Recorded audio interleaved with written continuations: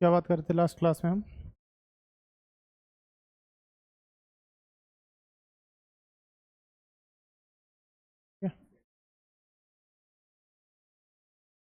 Charter act of 1833, correct?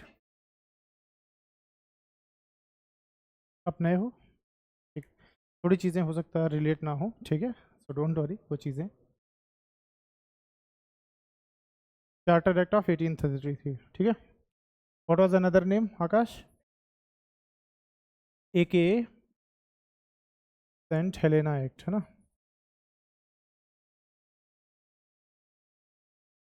मानवी Saint Helena नाम क्यों पड़ा? हम्म, बताओ। क्वीन क्वीन एलिजाबेथ की बेटी थी ये। नहीं, आ जाओ आ जाओ। है समृद्धि? नहीं। और कौन नहीं था? माही, तुम भी नहीं थे लास्ट में? बहुत बढ़िया, बताओ। क्या ये इसी के पास थे? ठीक है, देखो। So the name was Saint Helena, is an island, ठीक है ना? Saint Helena is an island, one of the remotest places of the earth. Hmm, remotest का मतलब क्या होता है समृद्धि? इसको रिमोट से चलाया जाए, ठीक है। ओके, तो रिमोटेस्ट मतलब इट्स फार, है ना? कि मतलब ज़्यादातर एरियाज अनडिस्कवर्ड हैं, जैसे अमेजोन के जंगलों को भी बोला जाता है। तो it is one of the remotest place on the अर्थ,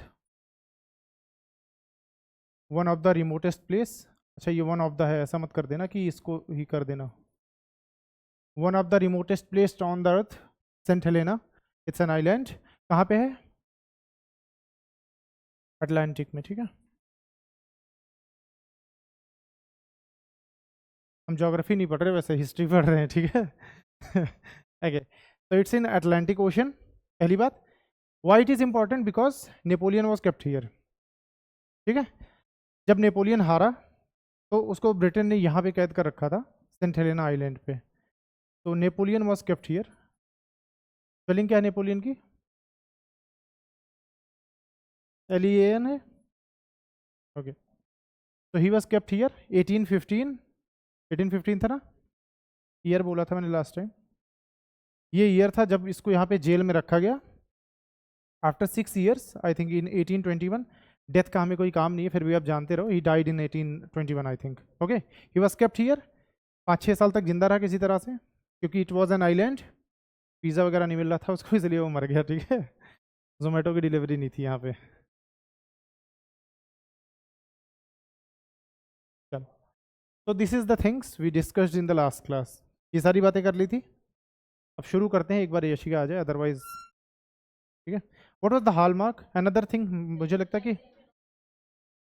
ठीक है, hallmark. What is the hallmark? Basically what is the main idea of this act, ठीक है। मेन किस लिए ये एक्ट लाया गया था?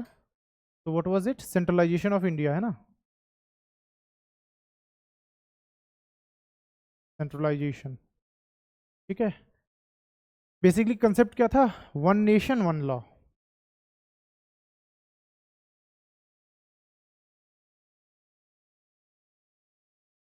One nation one law. एक बड़ा देश है इंडिया, तो बेसिकली एक ही लॉ होना चाहिए। फॉर एग्जांपल सोच के देखो, मान के चलो कि जैसे मान लो कि इंडिया के किसी एक, मान लो आप बंगाल में हो, आपने वहाँ पे कोई क्राइम कर दिया, उसके लिए आपको अलग सज़ा दी जा रही है। सेम क्राइम आप कहीं जा करके, मान लो, चलो मैं कह रहा हूँ नागालैंड चले गए, अंडमान निकोबार चले गए, ठीक, यहाँ पे सेम क्राइम के लिए अलग सज़ा। ऐसा नहीं होना चाहिए ना। इफ़ इट्स वन कंट्री तो रूल्स वगैरह भी सबके लिए सेम होने चाहिए। भाई तुम यहाँ पे क्राइम करो, सेम क्राइम कहीं और करो, रूल शुड बी सेम। तो दिस इज द थिंग कि इन्होंने, इनको लगा। अब ये प्रॉब्लम आ कहाँ रही थी, आज हम पढ़ेंगे कि basically what was the British administration system, judicial system उनका कैसा था। उसमें ये था कि जैसे मान लो कि there are two persons, Hindu and Muslim. हिंदू ने कोई ऐसा क्राइम किया जिसके लिए हिंदू के शास्त्रों में देयर इज अलग सजा, है ना? मुस्लिम के जो उनके बेसिकली होली बुक्स हैं, उसमें हो सकता है उसके लिए एक अलग सजा हो। अब ये बात इंडियंस को तो पता है, एज अ हिंदू मैं जानता हूं कि चलो मुस्लिमों में इसकी अलग सजा होगी, एज अ मुस्लिम मैं ये जानता हूँ कि हिंदुओं में हो सकता है इसकी अलग सजा हो। This is the thing. या कुछ चीज़ें हिंदुओं में हो सकता है क्राइम हो, मुस्लिमों में क्राइम ना हो, उनमें क्राइम ना हो, हमारे यहाँ क्राइम हो। It's very much possible.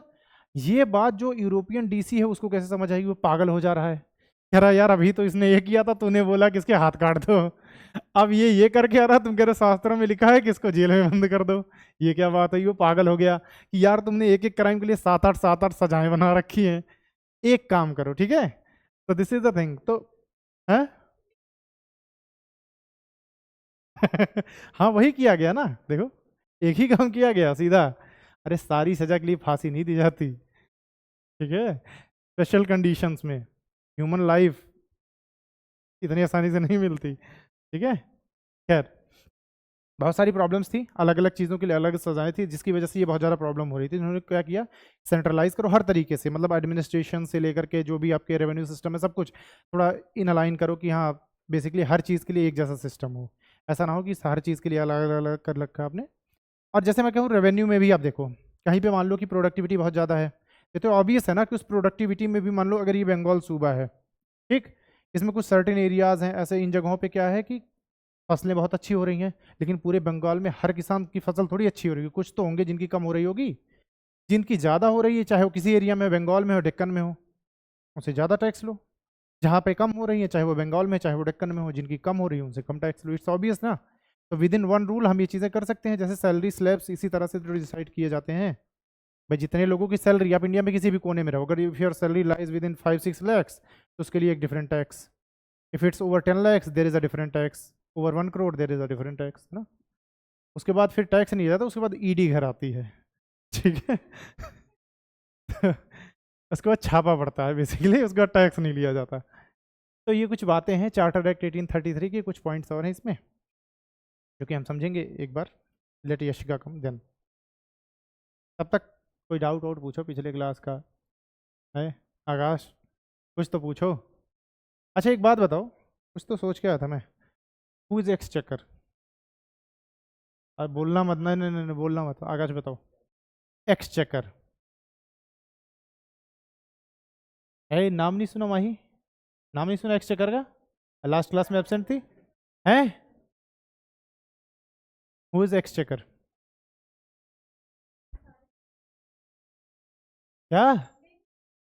Imperial treasurer, अच्छे से बोलो, ठीक है। एक्सचेकर इज अ पर्सन जो कि क्या देखता है, खजाना, किसका, किंग्स खजाना, है ना। Exchequer is a post, Britain में होती थी, नाउ इट्स नॉट देयर, जैसे अपने फिनेंस मिनिस्टर हैं ऐसे एक्सचेकर होता था जो क्राउन का सारा कुछ खजाना देखता था। तो मतलब देखो इंडिया से जब पैसा ईआईसी के पास भेजा जाएगा, ईस्ट इंडिया कंपनी के पास, इंडिया से जो सारा रेवेन्यू जा रहा है, हाँ हाँ एग्जैक्टली जैसे अब कोई होगा ना जो उस चीज़ को मेंटेन करेगा, भाई कितना पैसा इंडिया से आ रहा है, कितना हम खर्च कर रहे हैं, खजाने में कितना बचा है, there needs to be a person basically expert, will be known as exchequer, ठीक है।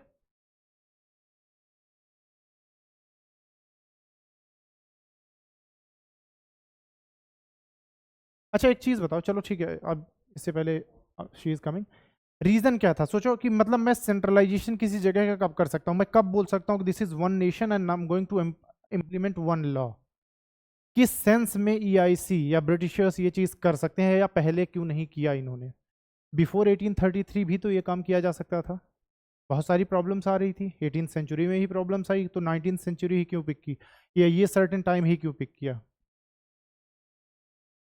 कब मैं कह सकता हूँ कि जैसे मान लो कि मैं यहाँ आया, मान लो दिस इज द एरिया, ये सब आपके घर हैं, एक एक चेयर इज योर घर, कब मैं बोलूंगा कि now there will be a universal law, ये लॉ होगा और ये लॉ जो है बेसिकली अब इम्प्लीमेंट होगा,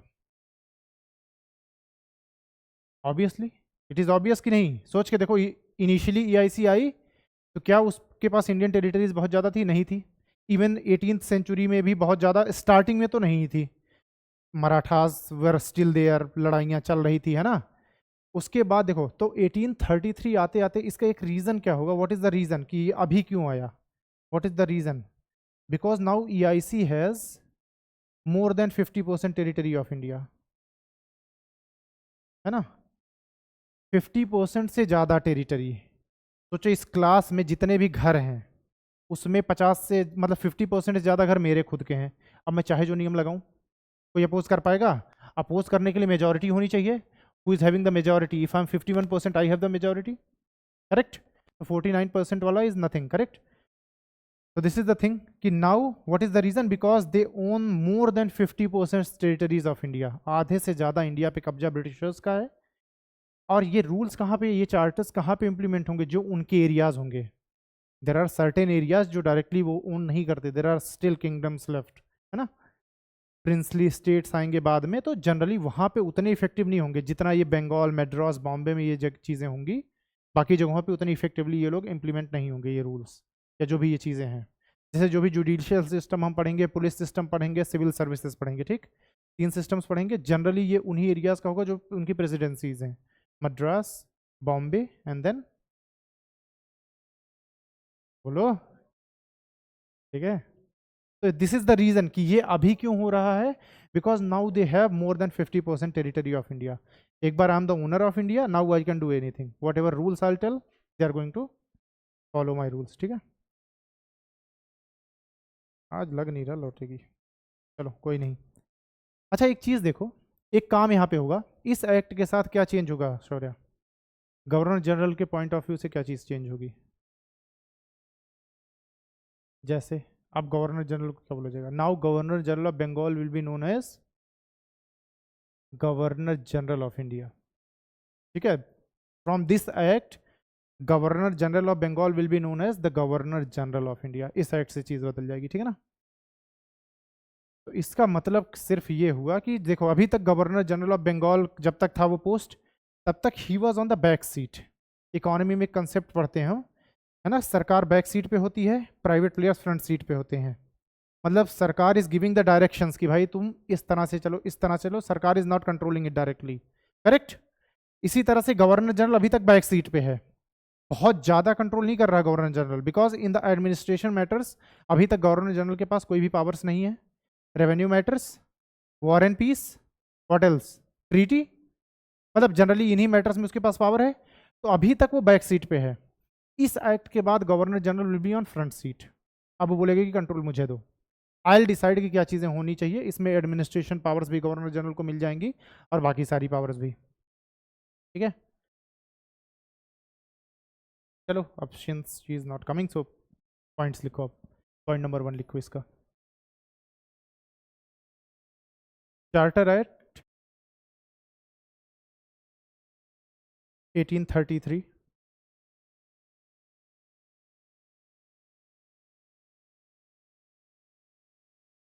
चार्टर एक्ट 1833, AKA, ठलेना मत लिख देना कोई, AKA के बाद क्या लिखना मैं बताता हूँ। Charter act 1813, AKA a landmark in constitutional history of India, AKA also known as Chartered Act 1833, AKA a landmark in constitutional history of India, constitutional history of India. जब उसका बैकग्राउंड दोगे तो यहाँ से शुरू होती है अपनी, ठीक है ना, कॉन्स्टिट्यूशनल हिस्ट्री ऑफ इंडिया, ठीक है। फुल स्टॉप लगा दो, नेक्स्ट पॉइंट लिखो आप।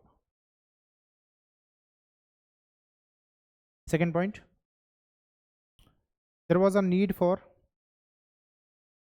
there was a need for uniform law, uniform law, uniform law slash administration, uniform law slash administration as British territory,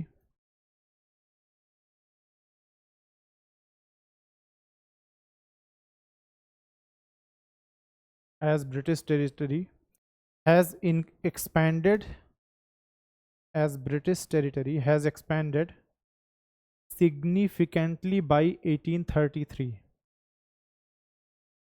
British territory has expanded significantly by 1833, and also because of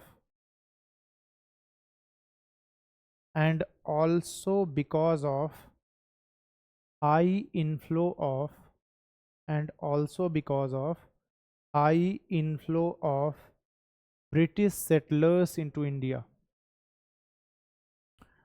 also because of British settlers into India after 1813. इस line का मतलब क्या हुआ नायशा?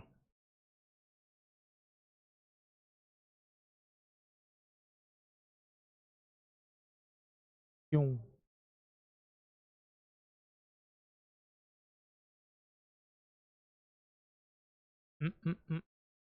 दिव्या, ना मत करना, सही answer चाहिए है।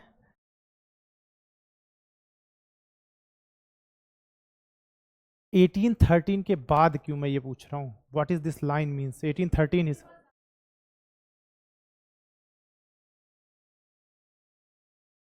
हाँ मानवी, रुक जाओ, पता है मुझे, शायद तुम्हें पता। हाँ मानवी। तनीषा, वाई आफ्टर 1813, मैं 18 सेंचुरी लिखवा देता, 1805 लिखवा देता, 1773 लिखवा देता, 94 लिखवा देता, 86 लिखवा देता, 81 लिखवा देता। Why specifically 1813? और उसमें क्या था ऐसा? मिशनरीज हैं, हालेलुया।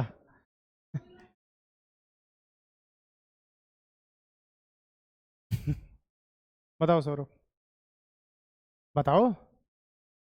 अरे यस सर, क्या रीजन बताओ, रीजन। सिर्फ मिशनरीज? हमने क्या बात की थी लास्ट चार्टर में? हाँ बोलो शाश्वत।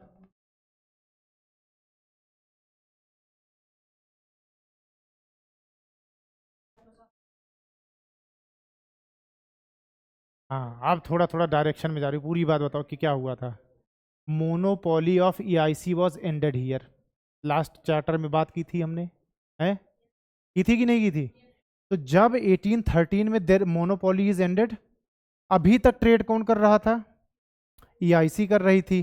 तो कोई चांस है कि बाहर से सेटलर्स आए? Settler is who? यहाँ कोई फरीदाबाद आए, यहाँ ट्रेड करने लग जाए, ट्रेड करने के बाद यहीं घर बना के सेटल हो जाए, he will be called as a settler.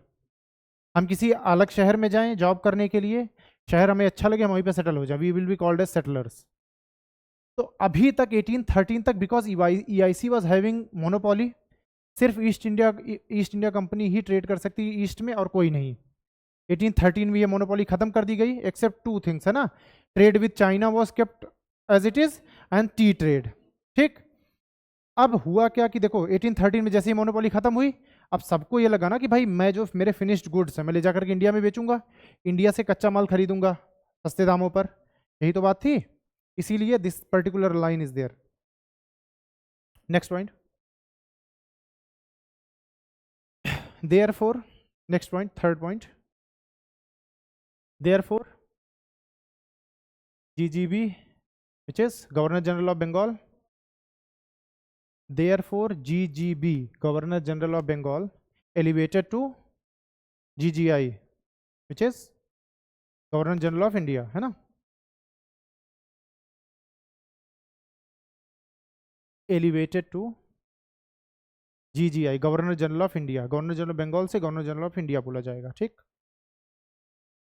Governor general of India with direct control, with direct control over civil, military, revenue and administration matters. With direct control over civil, military, revenue and administration. Administration को चाहो तो underline कर लो, क्योंकि अभी तक ये power नहीं थी उसके पास। This power is newly added in this charter act. इससे पहले 3 पावर्स थी उसके पास, तीनों पहले से थी ना। This administration power added from this charter act, अभी तक उसके पास नहीं थी, ऑफ होल ब्रिटिश इंडिया। ठीक है, तो ये पावर जो भी ब्रिटिश इंडिया की टेरिटरीज इनके पास हैं, उसमें उसके पास ये पावर्स होंगी। ओके, एडमिनिस्ट्रेशन मैटर्स मतलब, हम्म, ठीक है, मतलब 6 बजे के बाद बाहर नहीं जाना है, मोटरसाइकिल पे आओगे तो बिना हेलमेट के आना है ना, ताकि चालान लगा सके। ठीक है, सो दीज थिंग्स अब वो ये भी डिसाइड करेगा। इससे पहले ये पावर्स उसके पास नहीं थी, it was powers were within the CODs, कह सकते हो ना, कोर्ट ऑफ डायरेक्टर्स। लेकिन मतलब कह सकते हो बीओसी बोलो, सीओडी बोलो, इनडायरेक्टली तो बीओसी इज देयर। खैर, so these are few things okay, next point.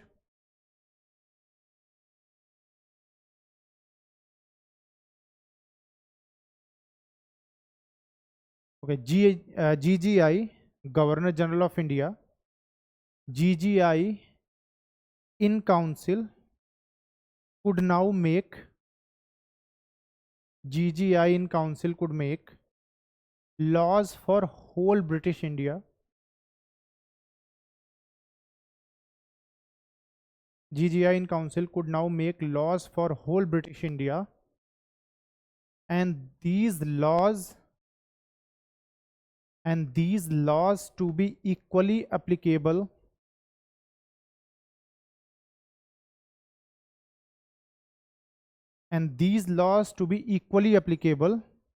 to all persons, whether British or Indian. If you are doing a crime, doesn't matter if you are in British or like you are an Indian, doesn't matter. These laws will be equally applicable. कि अगर फांसी की सजा है murder पे, तो तुम British हो, तुम इंडियन हो, डजेंट मैटर. ठीक है. इन ब्रैकेट इसके आगे लिखना. ब्रैकेट में लिखना है कैसे? स्टार लगा के. ब्रैकेट लगाना, स्टार लगाना, इसी के जस्ट आगे. ठीक है. Promise of racial equality before law, विधि के समक्ष समानता. कौन सा आर्टिकल है?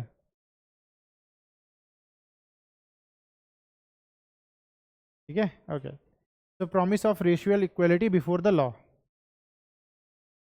Brackets closed.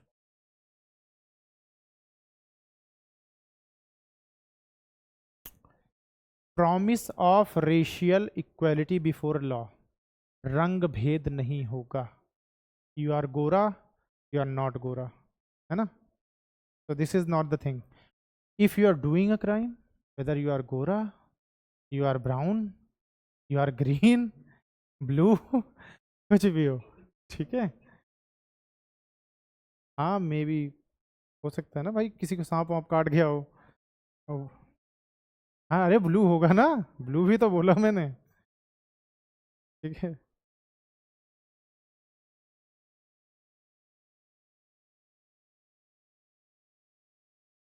नेक्स्ट पॉइंट लिखना आप. Grain of separation, grain of separation of power.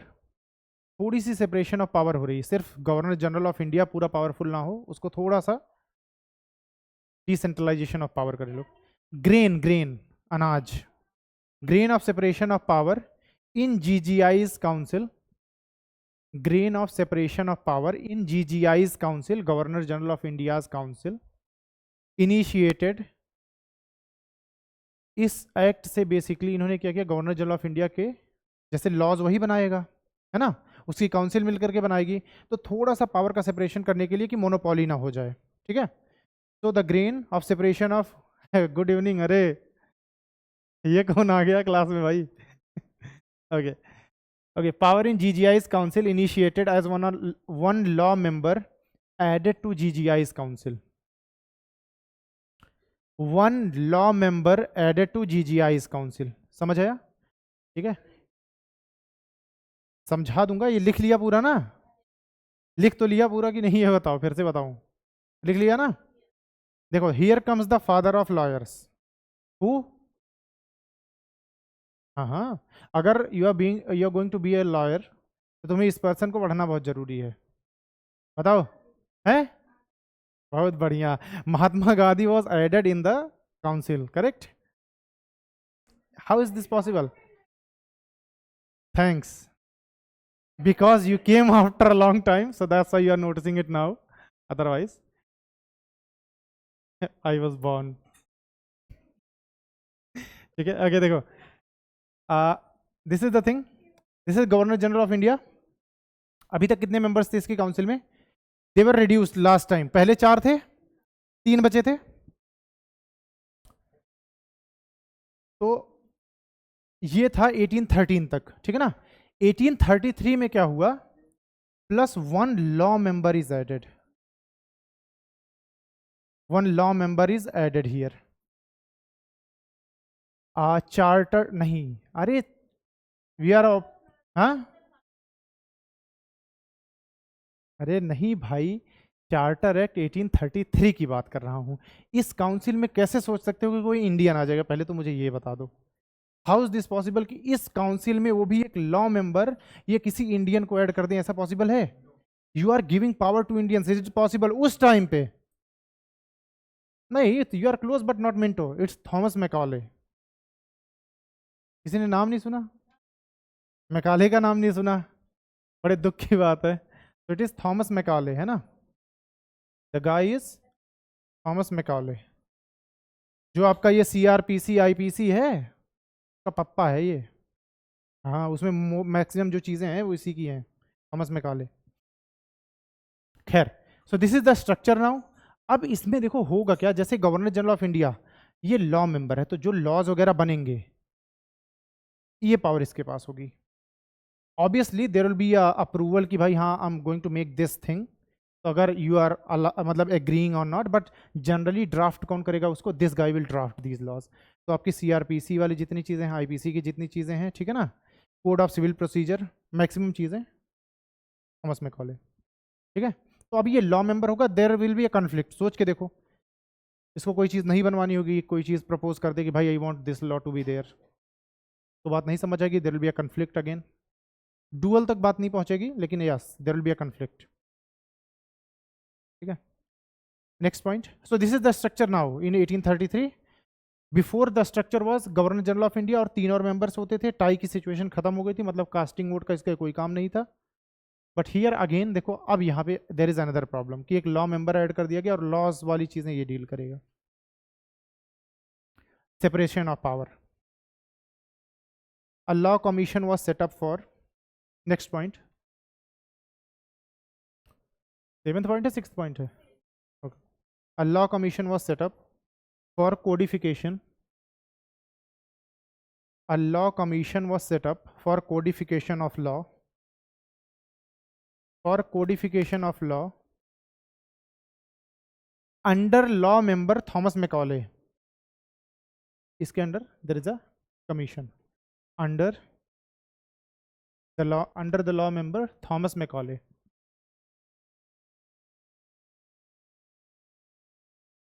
Next point, अब इसको लिख ही लो आप। Codification of laws completed by 1837। Next point में codification of laws completed by 1837, completed by 1837, but deliberation, but completed by 1837, but deliberation continued, but deliberation continued, and full implementation done past 1857। बन तो पहले गया, बट चीज़ें चलती रही और 1857 के बाद ये चीज़ें इंप्लीमेंट हुई, ठीक है ना। तो डिलिबरेशन continued and full implementation done past 1857, past 1857 डिलिबरेशन, sorry codification. अरे किसी चीज़ को कोडिफाई करना, कोडिफिकेशन, ठीक है, पास्ट 1857। अब कौन कौन से कोड कब कब हुए थे? तीन पॉइंट्स में ऐसे लिख लो आप ताकि याद रहे आपको। तो सबसे पहला है code of civil procedure, code of civil procedure 1859, code of civil procedure COCP 1859, code of civil procedure, then IPC Indian penal code by 1860, IPC by 1860। कोई अगर IPS चूज करेगा तो दो चीज़ें इंपॉर्टेंट हो जाती है, एक IPC आपको रटा होना चाहिए, then CRPC, that is criminal procedure code. CRPC criminal procedure code है ना, बाय 1862।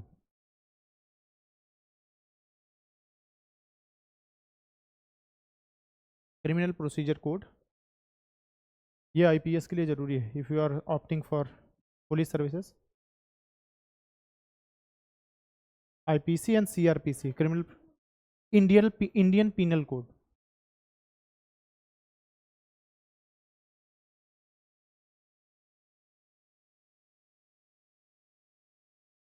ठीक है, Indian penal code. Next point, अब यहां से जो मोनोपॉली, दो जगह पे सिर्फ ईआईसी के पास मोनोपॉली बची थी, वो भी यहां चली गई, ठीक है। नेक्स्ट पॉइंट में लिख लो आप इसको, EIC lost monopoly over trade with China. Last class में आई थिंक ये पॉइंट रह गया था, तो यहाँ क्लियर हो जाएगा। तो अभी तक मतलब यहाँ तक क्लियर रहेगा कि 1833 तक था, इसके बाद खत्म, ठीक है ना। EIC lost monopoly over trade with China and tea trade. EIC east India company lost monopoly over trade with China and tea trade. सिर्फ दो चीज़ों में मोनोपॉली बची थी, दोनों खत्म, ठीक है ना। And therefore now EIC had only and therefore now EIC had only political functions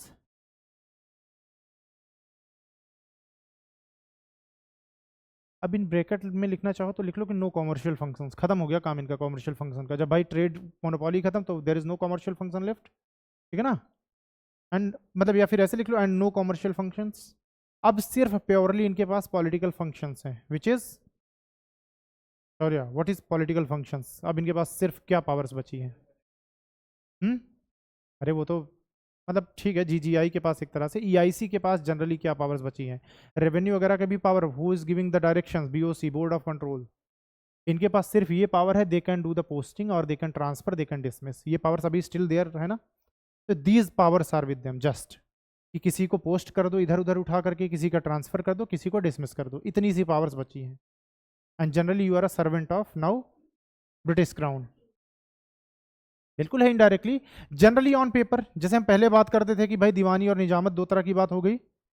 पहले के लिए दीवानी और निजामत थी ना, ईआईसी बस कंट्रोलिंग, क्योंकि एक ही पर्सन को बैठा दिया, मोहम्मद रेजा Khan.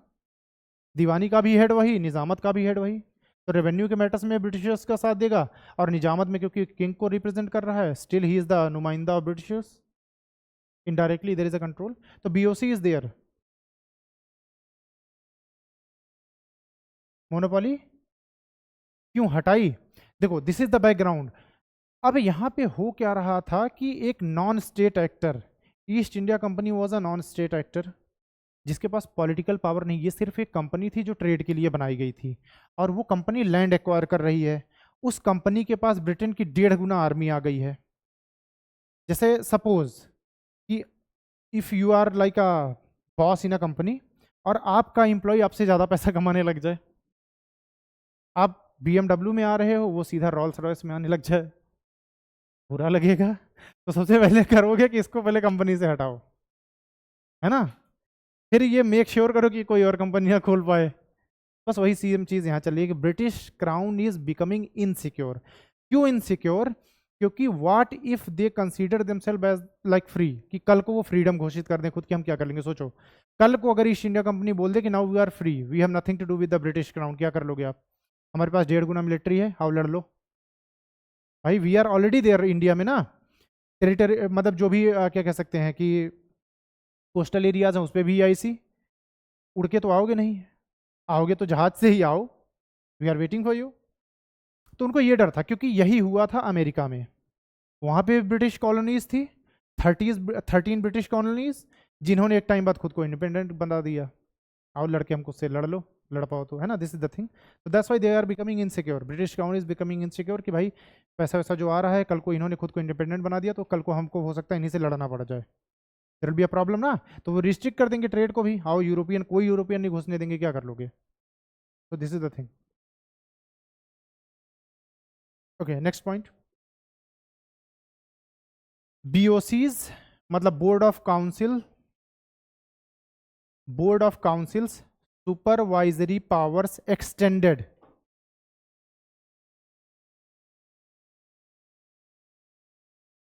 BOC's supervisory powers extended to, inverted commas में लिखना आप, extended to all administrative affairs in India, commas closed, all administrative affairs in India, all administrative affairs in India। इसका मतलब ये हुआ कि इन ब्रैकेट आगे लिख लो, पहले इनके पास सिर्फ 2-3 मैटर्स थे, ठीक है, ब्रैकेट में लिख लो। कौन कौन सा था? सिविल था, मिलिट्री था, रेवेन्यू था, इसके अलावा ये किसी चीज में इंटरफेयर नहीं कर रहे थे, यही तो बात थी पहले। अब ये किस में इंटरफेयर कर सकते हैं? पोस्टिंग में, डिसमिसल में और बाकी चीजों में भी दे कैन इंटरफेयर, यही तो बात हुई ना। तो नाउ ऑल एडमिनिस्ट्रेटिव अफेयर्स, जितनी भी तरीके से सोच सकते हो आप, एवरीथिंग इन इंडिया। और बिफोर सिर्फ सिविल मैटर्स में, मिलिट्री वाले मैटर्स में और रेवेन्यू के मैटर्स में, तीन चीजों में इंटरफेयर करते थे, अभी सारे मैटर्स में इंटरफेयर करेंगे, ठीक है ना। So before it was civil, military and revenue. अगर आप लिखना चाहो तो, अगर याद रखने के लिए कि भाई ट्रांसफर, पोस्टिंग, दीज थिंग्स, ठीक है, डिसमिसल। नेक्स्ट पॉइंट,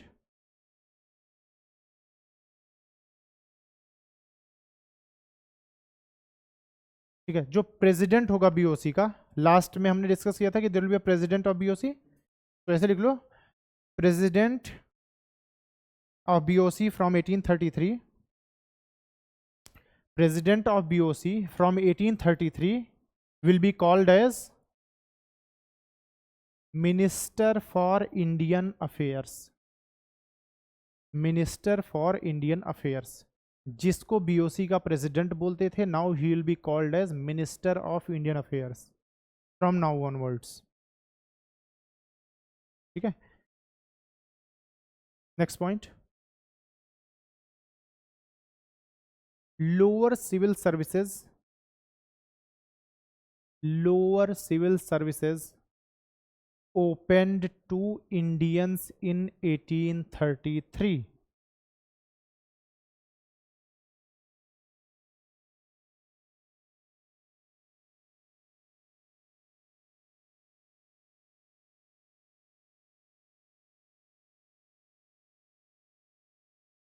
इनको बोलते हैं हम अनकोवेनेंटेड सिविल सर्विसेज, ठीक है। लोअर सिविल सर्विसेज का एक और नाम है अनकोवेनेंटेड सिविल सर्विसेज, जो आपको बुक्स में मिलेगा, तो जानते रहो। इसका मतलब क्या हुआ? वो कौन सी पोस्ट होंगी बताओ जरा, नाओमी,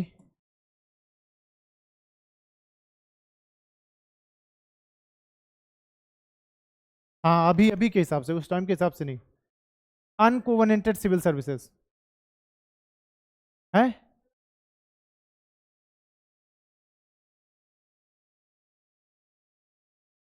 अरे चलो स्पेसिफिक हो, पोस्ट को लेकर बताओ, विच पोस्ट है।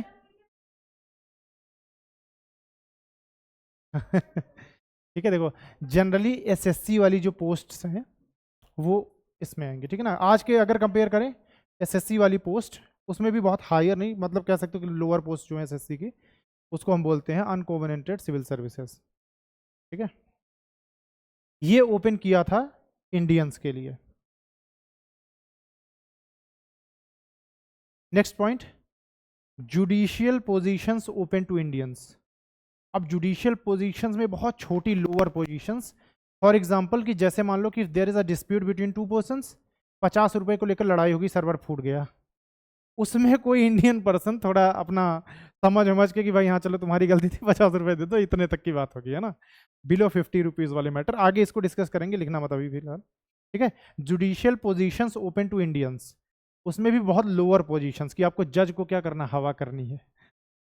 This is the judicial position, ठीक है। हवा करो जज को, खड़े होकर के पानी वानी ले आओ, वो पुकारने वाले होते थे, दो भाला लेके पीछे खड़े रहते थे। ये सारी पोजीशंस, हाँ मतलब, हाँ हाँ, है मतलब, भाई कभी एग्जाम नहीं दिया इसका, दूंगा तो बताऊंगा, लास्ट ऑप्शन वही है, ठीक है। तो, है? तो मतलब देखो आखिरी ऑप्शन वही, अगर वहां तक है, अभी तक की तैयारी से लगता तो नहीं है। देखते हैं, है,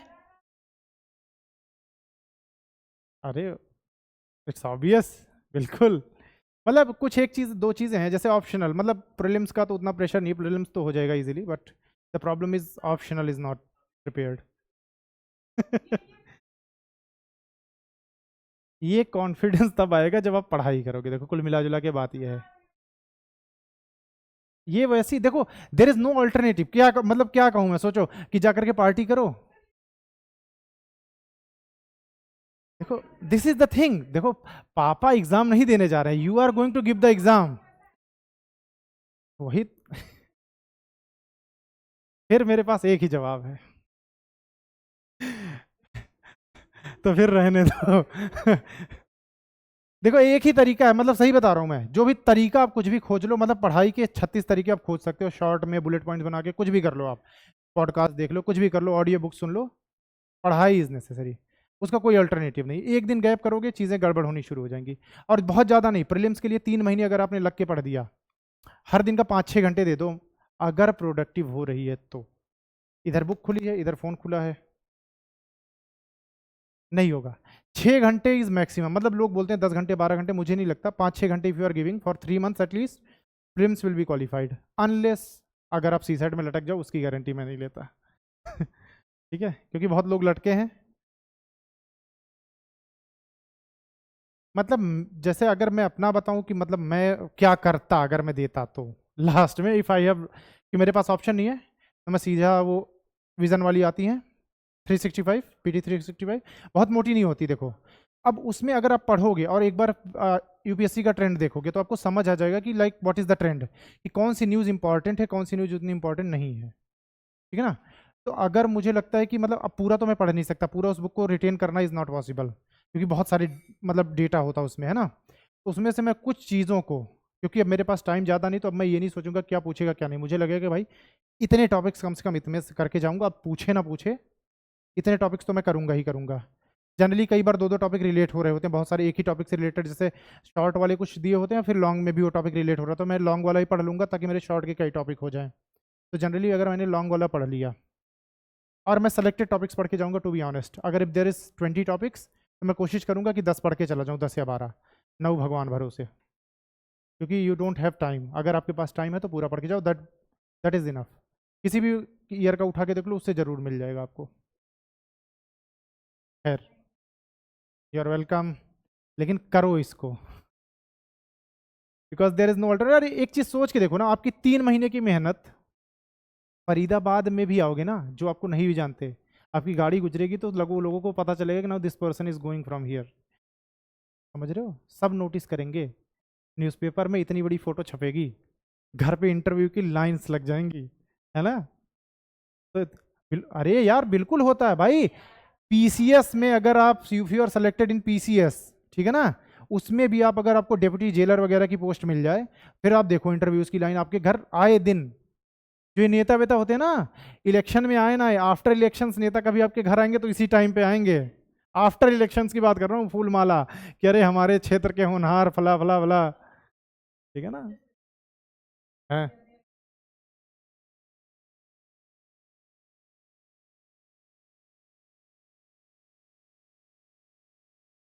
अरे भावनाओं को समझो, मैंने प्रीलिम्स की बात की है, this is the first step. वहां अगर क्वालिफाई हो गया, समझ रहे हो, उसके बाद जो आपको 2-3 महीने मिलेंगे ना, उसके बाद वो प्रेशर होता ही होता है कि यार now I am going to write mains. तो या तो तुम मेहनत करोगे, और या तो तुम वहीं हार मान लोगे, दो ही काम हो सकता है। खैर, क्या लिखा था लास्ट पॉइंट, कहाँ, ये सब बातें मत किया करो, मेरा पेपर देने का मन होता है। ठीक है, अटेम्प्ट नहीं खराब करना मुझे। अच्छा नेक्स्ट लिखो, चार्टर एक्ट 1853। थोड़ा सा इसमें एडिशन होगा, बाकी मोर और लेस ये चीज सेम होगी, ठीक है। चार्टर एक्ट ऑफ 1853, 2-4 पॉइंट्स हैं। This renewed the charter of 1833, देखो 20 साल हो जाएंगे एग्जैक्टली। 20 साल के लिए चार्टर होता था, 20 साल बाद रिन्यू करवाना पड़ता था।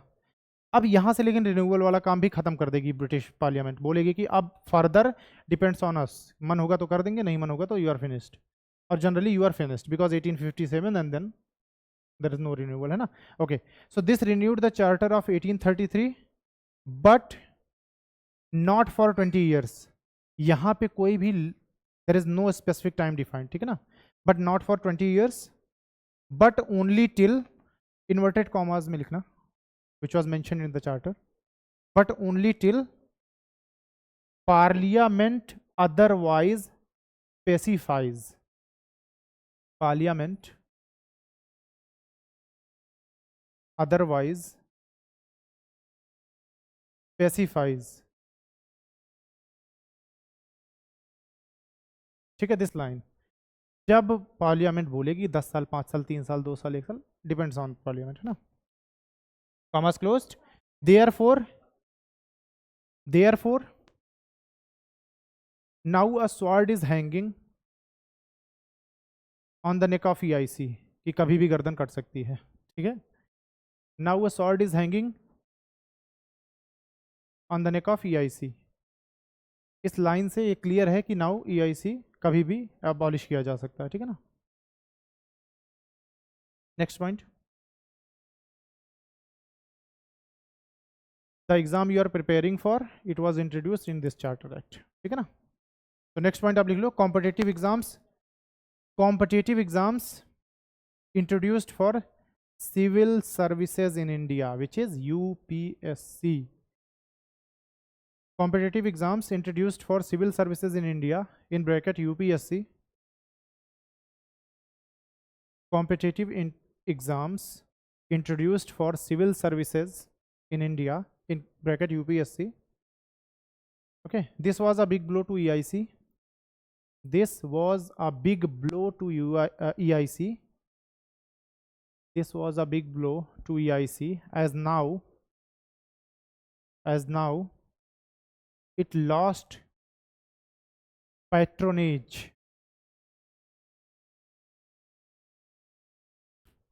It lost patronage, and from 1853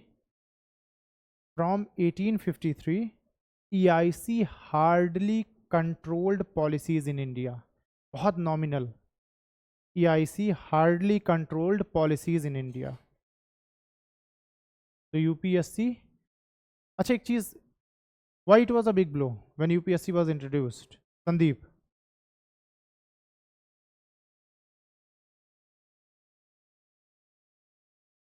हैं? मैंने ये थोड़ी बोला कि it is open to Indian, भैया कोवेनेंटेड है, अरे बाद में मिलेगा ना, अभी तो बिग ब्लो नहीं होगा ना। सोचो तुम्हें एक चोट लग जाए, अभी दर्द नहीं हो रहा है, तब तक थोड़ी दिक्कत है, जब दर्द होगा दिक्कत तब होगी ना, है ना। कुछ कुछ चोट होती है ऐसी लगती है ना, बाद में दर्द होती है, वही वाली चोट है ये। But this is the thing, why it is a big blow. सोचो अभी तक जो ये ऑफिसर्स हैं, who is posting, who is transferring them, who is dismissing them, east India company, they have the patronage power, यही तो बात है। अब क्योंकि वो चुन करके आएंगे एग्जाम से, अब क्या उस पर कोई इनका रोल होगा? भाई अगर आप सेलेक्ट होकर के जाते हो सिस्टम में, इसका ये मतलब थोड़ी कि कोई गवर्नमेंट, तो आप जैसे बीजेपी है, कांग्रेस है, आम आदमी पार्टी है, आप उससे थोड़ी रिलेट होते हो, you have nothing to do with that. आप एग्जाम क्वालिफाई करके गए हो तो आप किसी पर्टिकुलर पार्टी से या पर्टिकुलर किसी उससे आप बिलोंग नहीं करते हो। दिस इज द थिंग कि अब टाइम तो EIC का है, but because you are giving the competitive exam, now you are selected and you are going there, तो अब आप ब्रिटिश क्राउन की तरफ से हो, you have nothing to do with the EIC, है ना। पावर चली गई। वो अलग बात है कि भाई EIC वाले भी पढ़ाई वढ़ाई करके बोले कि भाई तुम मेरे कैंडिडेट हो, मैं तुम्हारी फी स्पॉन्सर कर रहा हूँ, जाओ पढ़ो, सिविल सर्विसेज निकालो और पोस्टिंग लो, इट कुड बी देयर ना। बट इस तरह से डायरेक्टली नहीं हो सकता कि भाई मैंने तुम्हें बोला कि ठीक है भाई तुम्हें मैं भेज रहा हूँ, जाओ your governor general of India, ये नहीं हो सकता। वही example, if you are working in Reliance, कल को रिलायंस तुम्हें अफ्रीका में सिम बेचने भेज दे, तुम सिम बेच रहे हो घूम घूम के, अब कल को पता चला रिलायंस ने अफ्रीका को कैप्चर कर लिया, अब तुम वहां के गवर्नर जनरल बन गए, हो सकता है कि नहीं? यू आर रिप्रेजेंटिंग रिलायंस और रिलायंस ने बोला भाई एक काम करो, अभी हमारी टेरिटरी है, तुमको मैं इसका गवर्नर जनरल बनाती हूँ, जाओ। तो this is the thing. Okay, one last point, एक और पॉइंट लिख लो आप इसमें, proper introduction of separation of power. Proper introduction of separation of power. Grain was in 1833 and here it's proper introduction of separation of power in GGI's council, Governor General of India's council, in GGI's council, as 6 more legal members added. Legal मतलब वही law वाले, पहले एक था, 6 और आ गए, ठीक है। अब GGI's काउंसिल का स्ट्रक्चर क्या हो गया, देखो 3 मेंबर्स पहले से थे, ठीक है, और कितने और आ गए, 7 मोर मेंबर्स, मतलब एक पहले से था, 6 और ऐड हो गए, मतलब अब ये स्ट्रक्चर है, ठीक है ना, दिस इज द स्ट्रक्चर, ठीक है ना। ये members they will be like executive members, और ये कौन से होंगे, लेजिस्लेटिव। अरे मतलब ठीक है, लॉ वाले, दिस इज, तो नियम वियम ये बनाएंगे and they will be the executive members, ठीक है ना। एग्जैक्टली मतलब अगर जीजीआई को काउंट करते हो तो जीजीआई एन काउंसिल बोलोगे तो 10 मेंबर्स, क्योंकि जीजीआई को आपने बोल दिया, एन काउंसिल मतलब 10 मोर मेंबर्स, टुगेदर अगर टोटल में बात करो तो 11 मेंबर्स आर देयर इंक्लूडिंग जीजीआई, है ना।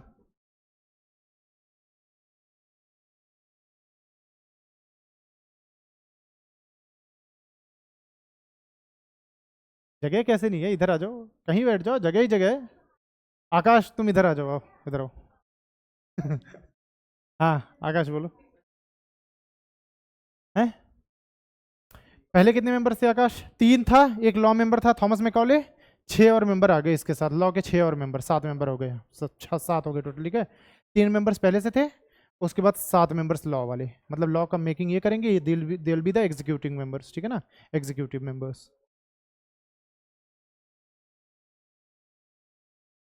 ठीक है। और बाद में 1861 में इंडिया काउंसिल्स एक्ट 1861, जहाँ पे प्रॉपर चीज़ें बदल जाएंगी, वाइस राय होगा एक person, and then there will be the imperial legislative council, है ना। ये आगे करेंगे खैर। अच्छा इन ब्रैकेट लिख लो, लिखना चाहो तो याद रहेगा आपको। लेटर इन 1861,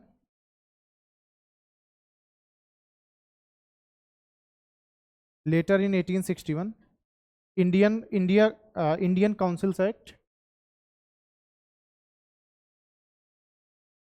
इंडियन काउंसिल्स एक्ट, ऐसे 2 एरोज लगा के लिखना, पहले ऊपर वाले एरो में लिख लो आपकी वॉइस रॉयज एग्जीक्यूटिव काउंसिल, ठीक है। हाँ यशिका, बता दूंगा don't worry, viceroy's executive council, और नीचे इंपीरियल लेजिस्लेटिव काउंसिल, ठीक है। अब ये 2 तरह की होगी, मतलब पार्लियामेंट पैदा हो रही है यहाँ पे। आज भी ये स्ट्रक्चर है ना कि भाई लोअर अपर, देखो यहाँ से शुरू हो रहा है ना। हाँ कह सकते हो आप, मतलब establishment of parliament starts from here, imperial legislative council, ठीक है ना।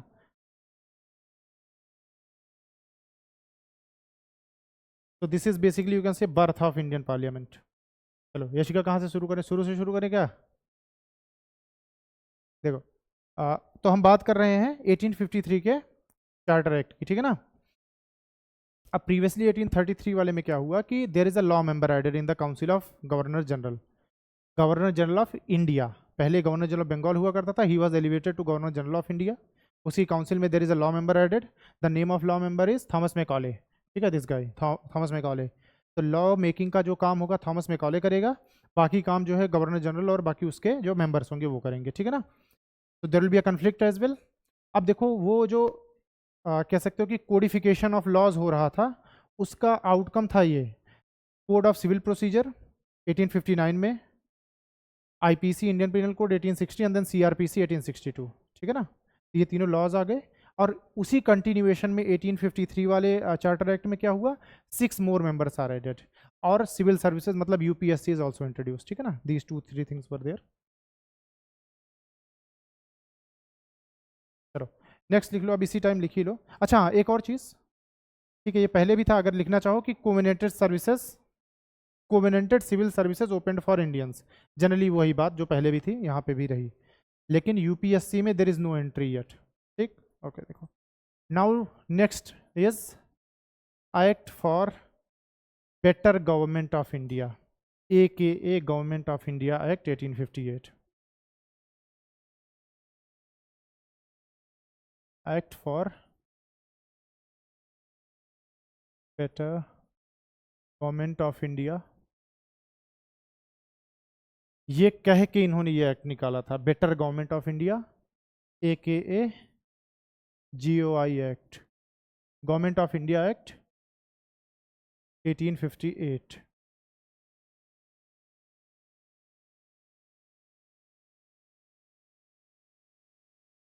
ठीक है। कुछ ज़्यादा है नहीं इसमें, कुछ पॉइंट्स हैं वो लिख लो आप।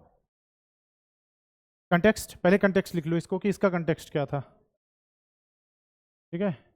रिवोल्ट ऑफ 1857 या 1857 रिवोल्ट, पढ़ेंगे आगे हम revolt, 1857 revolt, increased public pressure in Britain, increased public pressure in Britain for direct British control in India.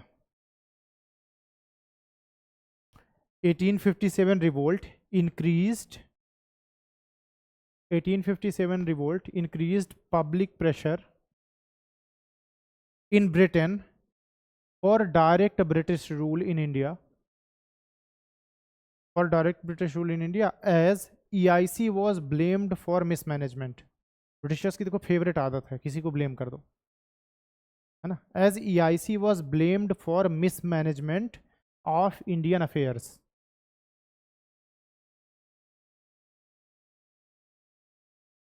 Full stop. EIC was blamed for mismanagement of Indian affairs. Full stop. Free traders complained that EIC did not take care of their interests. और क्यों रखेगी EIC? सोचो, you are a competitor, भाड़ में जाओ तुम.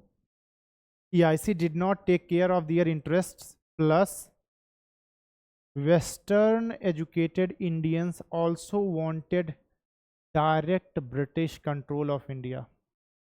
क्योंकि उन्हें क्या लगता है कि इससे इंडिया की तरक्की हो जाएगी. Western educated Indians also wanted direct British rule in India. तो सोचो कि 1857 का रिवोल्ट हुआ, EIC को तो नुकसान हो ही रहा है, बाकी जो फ्री ट्रेडर्स हैं जो इंडिया में सामान ला के बेच रहे थे, खरीद कर ले जा रहे थे, उनको बहुत सारा नुकसान होगा. तो वो क्या बोलेंगे अपनी गवर्नमेंट से कि भाई तुम आकर के रूल करो, बहुत प्रॉब्लम हो रही है EIC और तुम में कंफ्यूजन हो रहा है ना. ओके, ठीक है, एक सब पॉइंट लिखो आप इसका. एडमिनिस्ट्रेटिवली इट इज मोर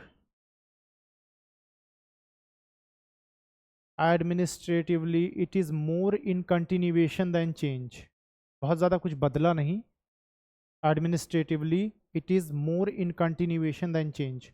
बहुत ज़्यादा कुछ बदला नहीं, पुरानी बातें जो चल रही थी थोड़ा बहुत मॉडिफाई करके, है ना. अब इसका सब पॉइंट 1 लिखो आप, इसका सब पॉइंट लिखो आप. President of BOC plus minister for Indian affairs, कुछ भी नाम बोलूं दोनों सेम ही है ना. चाहे मैं प्रेसिडेंट ऑफ BOC बोलूं या फिर minister of Indian affairs. Since 1833 replaced by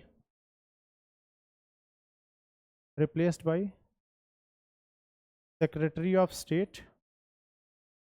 हाँ, replaced by Secretary of State for India. एक नई पोस्ट क्रिएट हो गई है ना, secretary of the state for India. who was now main authority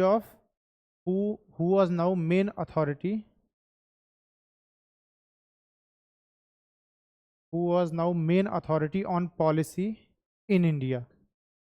जो भी पॉलिसीज वगैरह बनेंगी इंडिया में, will be the main authority.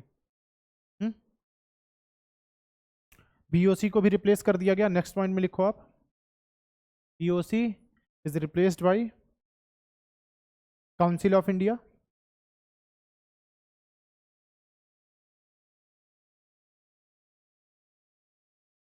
Council of India which is equal to करके लिख लो, इसका स्ट्रक्चर भी लिख लो. 15 मेंबर्स. काउंसिल ऑफ इंडिया में 15 मेंबर्स होंगे, 7 मेंबर्स होंगे COD के, और बाकी ठीक है, कितने बच गए? 8 बचे ना. वो बेसिकली वही BOC वाले मेंबर्स जनरली होंगे, ठीक है ना. तो इसमें 15 मेंबर्स टोटल होंगे. जो 7 मेंबर्स COD के होते थे, दे आर एब्जॉर्ब्ड, है ना, एब्जॉर्ब्ड इन इट. COD वाले मेंबर्स को बेसिकली इन्हीं में मिला करके एक बड़ा सा स्ट्रक्चर बना दिया, जिसको इन्होंने बोल दिया काउंसिल ऑफ इंडिया, ताकि वो भी नाराज ना हो.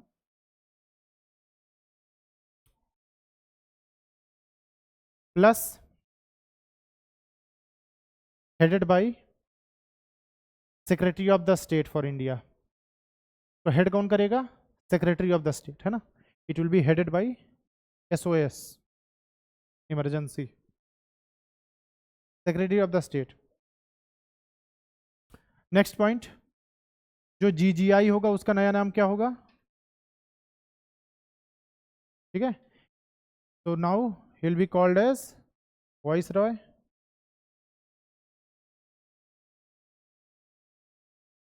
Governor general of India, now called as viceroy of India and answerable to only, head कौन है?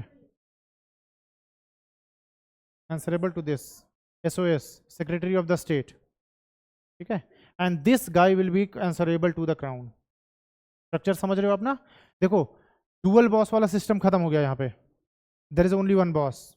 यही तो प्रॉब्लम आ रही थी, अभी तक दो बॉस थे, there is only one boss. भाई अब सीओडी वाला अगर स्ट्रक्चर खत्म हो गया, सीओडी इज हियर नाउ, तो there is only one boss, secretary of the state. ठीक है, इसको लिखना चाहो लिख लो, अदरवाइज चलो कोई नहीं, अभी अगले पॉइंट में लिखेंगे। By SOS, okay, answerable to SOS of India, therefore dual control GGI now called as Viceroy of India and answerable to only SOS of India, therefore dual control since 1784 now ended। ये समझ आया? dual control over the GGI, दो boss हुआ करते थे, अब जाके finally वो दो बॉस वाला सिस्टम खत्म हो गया। therefore secretary of the state, हाँ, therefore dual control since 1784 ended। इसका मतलब ये है कि पहले governor general was controlled by court of directors and board of council. ठीक, देयर वर टू कंट्रोलर्स, अब सिर्फ एक person is there, secretary of the state. Ended and GGI to have only one boss. 1784 now ended and GGI to have only one boss, and GGI to have only one boss. Next point, no change in the powers of GGI. Viceroy बोलो, GGI बोलो, कुछ भी बोलो, no change in the powers of GGI, still all powerful as viceroy.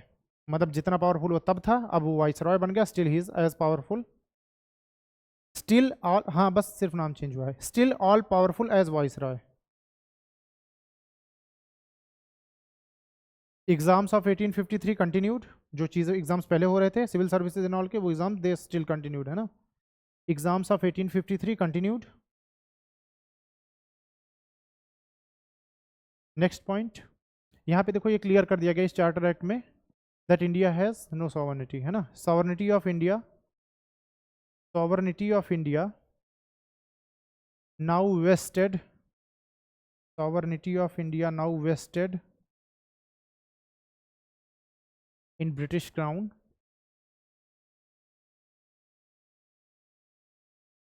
sovereignty of India now vested in British Crown, and Queen Victoria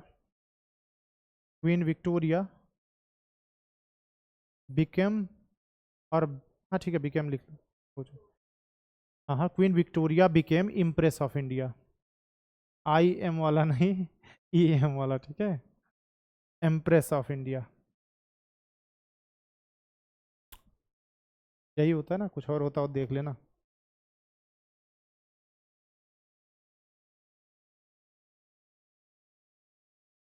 Therefore direct British rule in India, देखो अभी तक direct British rule establish नहीं हुआ था, from this act onwards there is a direct British rule in India, and therefore direct British rule in India and legal relationship of and legal direct British rule in India and legal relationship of paramountcy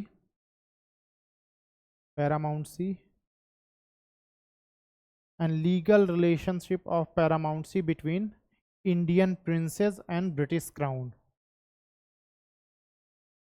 between Indian princes and British crown। जहाँ तक British का direct rule है वो बात अलग है, कुछ princely states होंगे जिनके साथ कैसी होगी, पैरामाउंटसी वाला रिलेशन है ना, कि you are under us, Britishers are the supreme.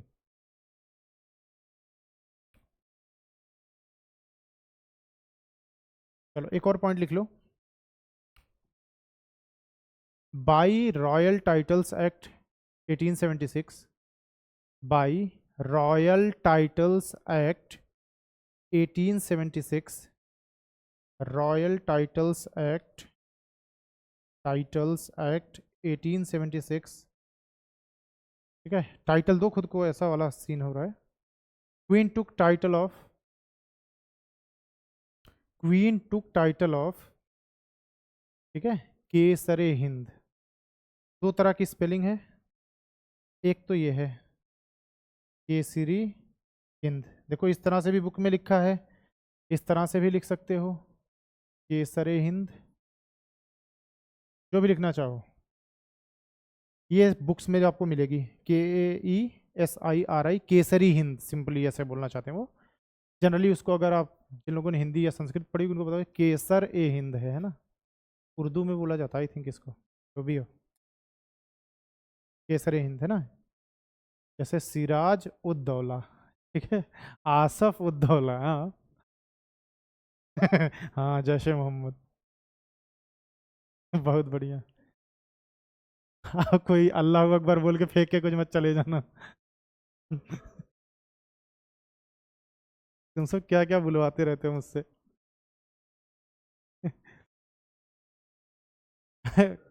अरे कोई बात नहीं, सबको पता है कि मुझे, मैं नहीं बोल रहा, सब दिन के हैं, बोल मैं रहा हूँ। ठीक है। But was using this title since 1859, मतलब ऑन पेपर यहाँ पे होता है, बट ये title already she was using, मतलब तब queen was but was using this title since 1859। Next और लास्ट पॉइंट इस एक्ट का, देखो ये एक्ट खत्म नहीं रहे, कोई ये सोच रहा कि बहुत अधूरी बात इसमें से लिखवाई जाए, तो ऐसा नहीं है। एडमिनिस्ट्रेशन की बात करूंगा तो जितनी चीज़ें इस एक्ट से रिलेट हो रही होंगी भाई, कि इस तरह के जजेस होते थे, काजीज मौलवीज ब्ला ब्ला ब्ला, फिर ये एक्ट्स आएंगे, समझ आ रहा है ना। जितने जिन चीज़ों की बात करेंगे, पुलिस सर्विसेज की बात करेंगे, जो इन एक्ट से रिलेट हो रहा होगा वो अलग से लिखेंगे, याद करना आसान हो जाएगा इससे, ठीक है। Okay, in 1859,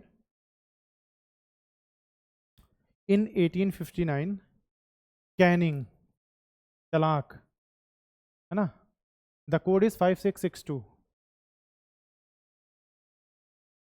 Canning code is 5662, मतलब 1856 से 62, ठीक है। In 1859 Canning introduced portfolio system, introduced portfolio system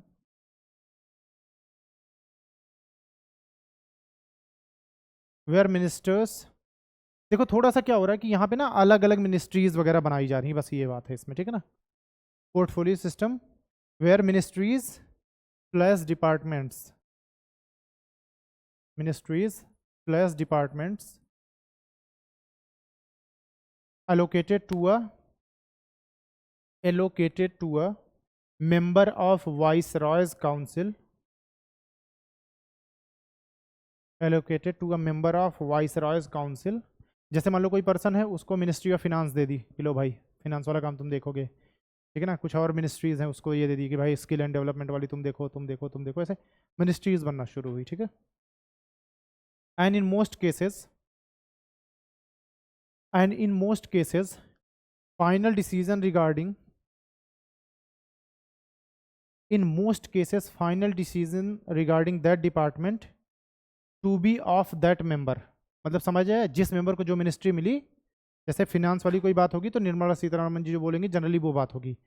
most cases में कुछ बातें ऐसी होंगी जो सेंसिटिव होंगी, ठीक है, तो वो सेंसिटिव बातों पे फिर then there is a viceroy regarding that department to be of that member, जो मिनिस्ट्री जिस मेंबर को मिली है जनरली उसी के डिसीजंस चलते जाएंगे unless matter is very important, है ना। This is the thing.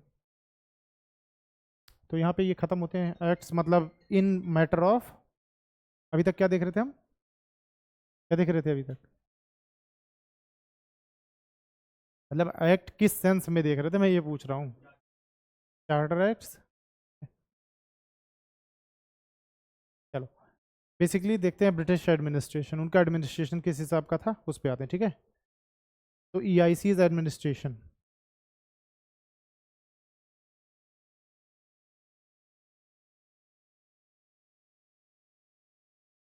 तीन बातें करेंगे इसमें हम। एक होगी जुडिशियल एडमिनिस्ट्रेशन, कैसा था उनका।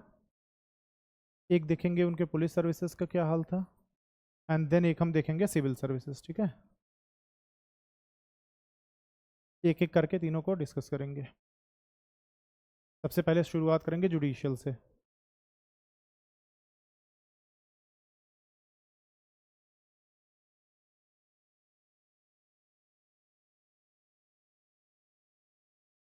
जो इनका जुडिशियल सिस्टम था, देखो mostly it was in Bengal, क्योंकि कलकत्ता की बात, सॉरी सुप्रीम कोर्ट की बात करी वो भी कलकत्ता में था, सुप्रीम काउंसिल थी वो भी जनरली वहीं थी, मोस्टली वही एरियाज में है ना। तो जो जुडिशियल सिस्टम था इनका, उसको हम मोस्टली, इनका जो जुडिशियल सिस्टम था वो बंगाल के पॉइंट ऑफ व्यू से हम देखेंगे कि what was their judicial system, किस तरह का स्ट्रक्चर था, क्या क्या बातें थी, ठीक है। तो जो बंगाल था उसमें 1765 से 72 तक कैसी गवर्नमेंट थी। डुअल गवर्नमेंट थी, दीवानी निजामत, याद है सबको। नहीं याद है तो यहाँ फिर से लिख लो आप। इस टाइम तक क्या थी यहाँ पे, डुअल गवर्नमेंट। और डुअल गवर्नमेंट में भी कैसी, दीवानी या निजामत, ठीक है ना। दीवानी was under EIC, east India company, निजामत वॉज नवाब्स, ठीक है ना। चलो लिख ही देते हैं इन केस कोई भूल जाए। दीवानी और उधर मस्तानी, ठीक है। दीवानी एंड मस्तानी वॉज देयर, ठीक है। हाँ मतलब पूरा एडमिनिस्ट्रेशन, जितने एक्ट्स आए ना, पूरा पूरा देखेंगे, ठीक है। हाँ, तो दीवानी एंड देन निजामत। दीवानी was under EIC, east India company के पास थी, ठीक। और ये था नवाब के पास। अब मेन पॉइंट यहां आता है, इस दोनों पोस्ट पे सिर्फ एक पर्सन अपॉइंटेड था। द नेम वॉज, अभी बताया था नाम, ठीक है। तो द नेम वॉज मोहम्मद रिजा खान। इसको बैठा रखा था अंग्रेजों ने यहाँ, और इस यही अपॉइंटेड था नवाब की तरफ से। तो basically indirect control of Britishers, यही तो हो रहा है, ये तो कंट्रोल हो ही रहा है। This guy is managing this thing, तो ऑब्वियस सी बात है, ठीक है। जैसे मेरा एक एम्प्लॉय हो, मैं उसको अपनी कंपनी में तो नौकरी दे ही रखी है, उसी एम्प्लॉय को मैं कैसे करके एक दूसरी कंपनी में भी नौकरी दिलवा दूँ। अब वो एम्प्लॉय उधर की भी बातें मुझे बताता रहेगा, या उधर की चीज़ें भी कंट्रोल करता रहेगा मेरे according. Similar thing is happening here, ठीक है। अच्छा, इसका रीज़न क्या था, देखो एक पर्सन बैठाने का एक तो ये रीज़न था। एक और रीज़न ये था कि ब्रिटिशर्स बहुत ज़्यादा चेंज नहीं करना चाहते थे इंडियन एडमिनिस्ट्रेटिव सिस्टम को। इनिशियली दे आर स्टार्टिंग, सोचो 1765 में बैटल ऑफ बक्सर जीत के अभी आप आ रहे हो, एकाएक से आप इंडियन ऑफिशियल्स को अगर हटाने लग जाओगे, there will be a revolt. तो एक नोन फेस बैठाओ जो कि ऑलरेडी इंडियंस के लिए सिमिलर है, फेमिलियर है। उनको क्या फर्क पड़ता, मैंने वही बोला था, राजा तो राजा, काला हो गोरा हो कोई भी हो, भाई कल को हमारा राजा कोई और था, आज कोई और होगा, जब तक वो राजा हमारे डेली चीज़ों में इंटरफेयर करना ना शुरू कर दे। अगर आई एम गोइंग टू मंदिर मस्जिद कहीं भी जा रहा हूँ, जब तक मैं एकदम भाई हैसल फ्री हो जा रहा हूँ, कोई मुझे रोक टोक नहीं रहा है, कोई दिक्कत नहीं होगी। जिस दिन आप मुझे रोकोगे उस दिन प्रॉब्लम शुरू हो जाएगी। जब तक मैं खेती कर रहा हूँ, फसल का इतना हिस्सा पट्टे के हिसाब से आपको पैसा दे रहा हूँ, चाहे मैं आपको दूँ, आपकी जगह कोई और आके बैठ जाए, उतना ही पैसा दूंगा, तो देर इज नो प्रॉब्लम। जिस दिन आप रेवेन्यू बढ़ाना शुरू करोगे, then there will be a problem between you and me, है ना। तो the reason you can say EIC did not want to change the administration much. वो चाहते थे कि एक इंडियन पर्सन ही हो जो कि इंडियंस के लिए फेमिलियर हो, ऐसा ना लगे कि एक से कोई फॉरेनर आके बैठ गया। दिस इज द थिंग, ठीक है। अब देखो मोहम्मद रजा खान को हटाया गया 1772 में, मैंने बोला था there is a end of dual government, याद है, याद है सौर्या, नहीं याद है। 1770 में क्या हुआ था, अरे हाँ, Bengal famine. Who was blamed for it, Indian rulers, this guy Mohammad Raza Khan. इनको बोला भाई तुमने गड़बड़ कर दिया, तुम्हारे पास दोनों चीज़ें थी, तुमने कुछ भी सही से नहीं किया, ठीक है। And because of this dual government ended in 1772। ये सारी चीज़ें आई थिंक हमने लिख रखी हैं, बट फिर भी एक बार याद रहेगा, ठीक है। Dual government ended in 1772 because of this famine. इन्होंने बोला कि एक काम तुमको दिया था वो भी तुमसे ढंग से नहीं हुआ, ये काम भी लाओ हम देखेंगे, तुम मत करो, रहन दो, ठीक है। Now we will look after this निजामत मैटर एज वेल, ओके। अच्छा, कुछ और रीजन लिख लो आप, why EIC implemented their administrative law, ठीक है। तो ऐसे लिख लो कोई वाई, एक हेडिंग लिख लो, why EIC implemented their administration. कुछ रीजंस लिख लो उसको, फिर आपको समझाता हूँ कि what is their judicial system. Male administration, बिल्कुल, किसी को ब्लेम करने के लिए चाहिए ना कोई, किसके लिए? नहीं नहीं, अरे रीजन लिखो, उसके नीचे समझाता हूँ मैं, ये इसका कुछ नहीं लिखना, जुडिशियल वाला समझाऊंगा ना स्ट्रक्चर, एक बैकग्राउंड तैयार हो जाएगा, देन स्ट्रक्चर समझने में आसानी होगी। बिल्कुल किया था।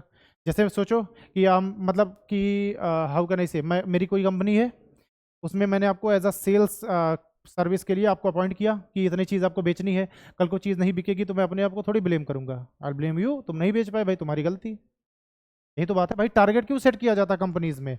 टारगेट बेस्ड जॉब होती ना, आप लोग भी सेलेक्ट हो गए, हंसो मत, तुमको भी करना पड़ेगा। एक महीने में इतने केसेस निपटाओ, इतना रेवेन्यू जनरेट करके लाओ, ऐसा नहीं है कि नहीं होगा, करना पड़ेगा।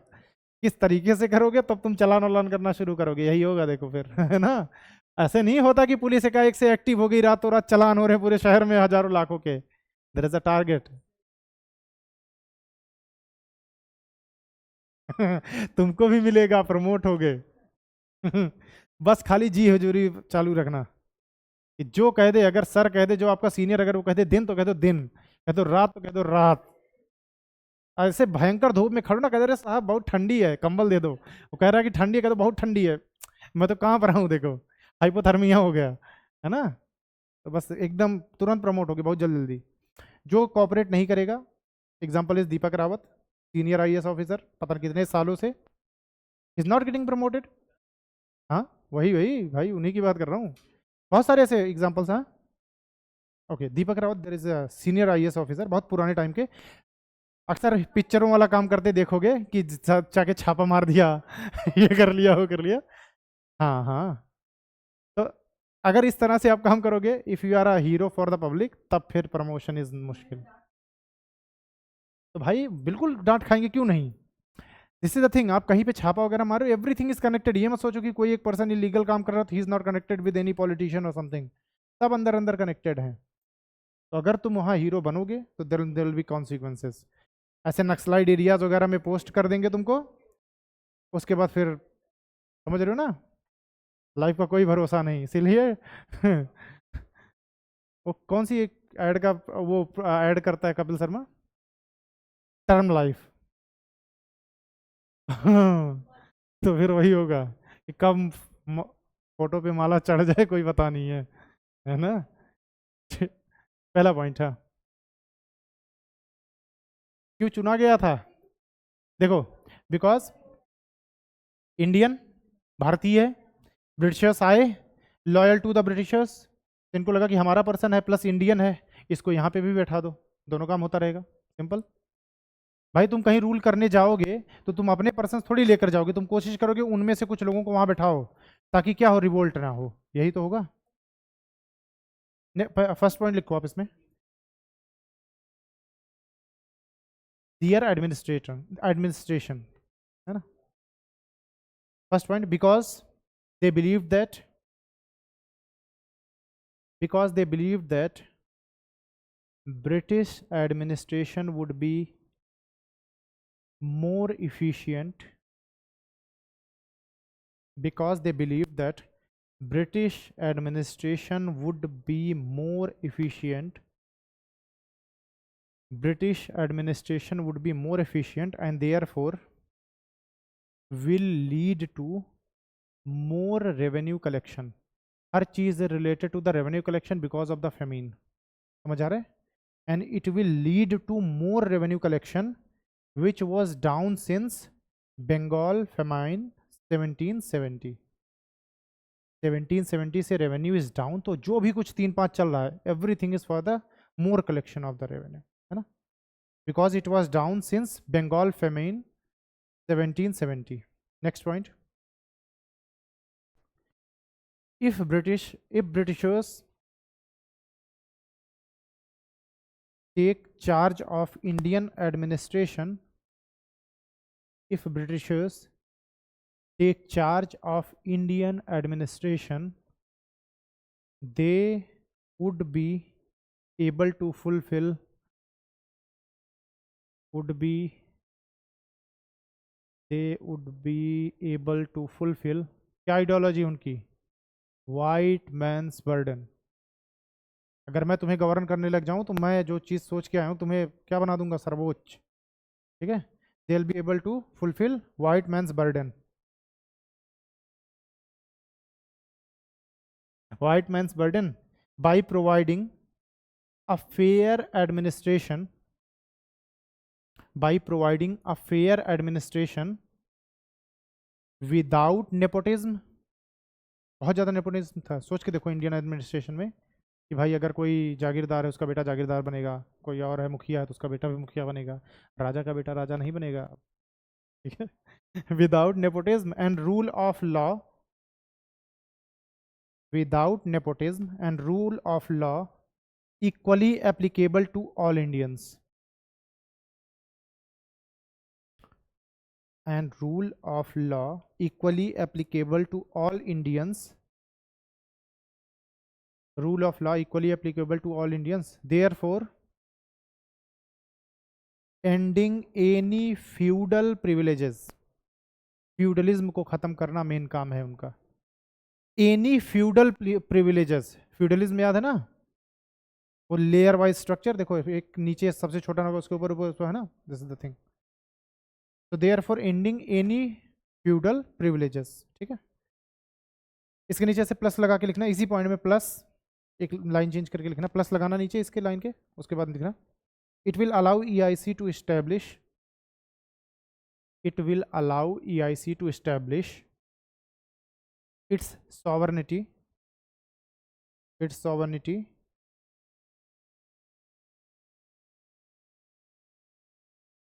and hence firm control, firm control, firm control, अरे firm मजबूत, in the polity of Bengal, and firm control in the polity of Bengal, firm control in the polity of Bengal by eliminating Indians from senior administration, by eliminating Indians from senior administration,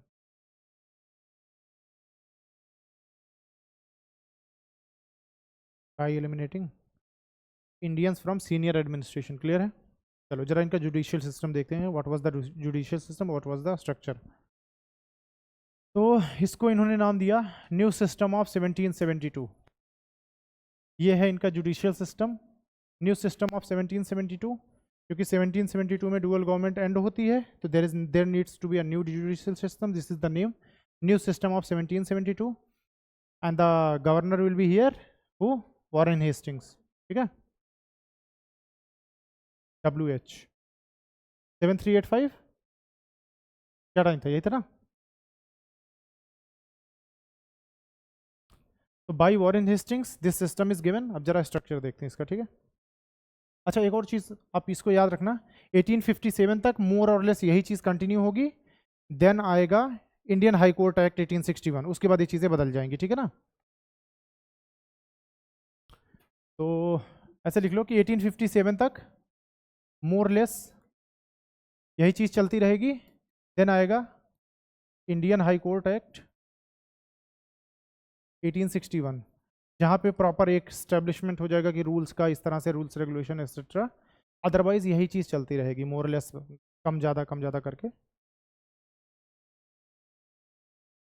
यहाँ आ जाएगा, हाँ तो जाना चाहिए। तो देखो ये जो स्ट्रक्चर है it is at district level,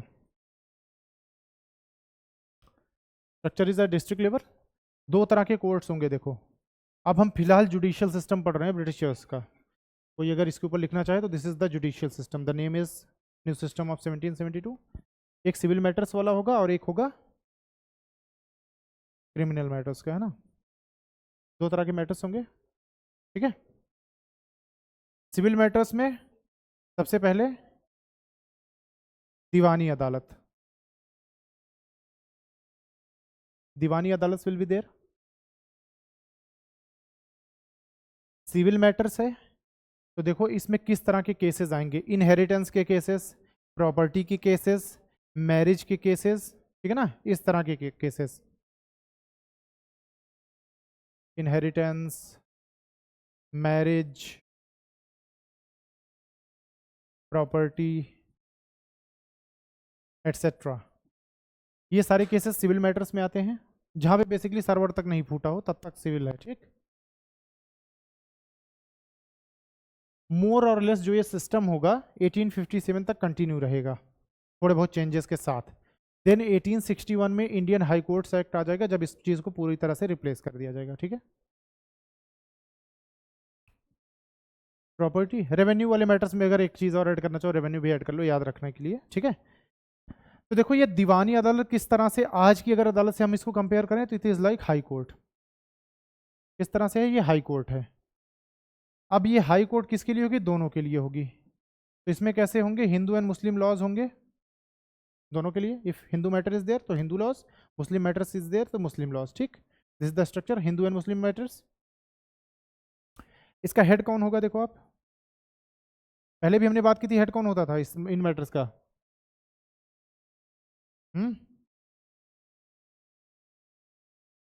ठीक है, यूरोपियन डिस्ट्रिक्ट कलेक्टर, एक यूरोपियन डीसी होगा, डिस्ट्रिक्ट कलेक्टर होगा, जो कि क्या होगा, हेड होगा। मतलब कह सकते हो कि क्या, सीजेआई काइंड ऑफ थिंग है ना, मतलब वो तो सुप्रीम कोर्ट में होते हैं, बट इनका भी एक चीफ जस्टिस।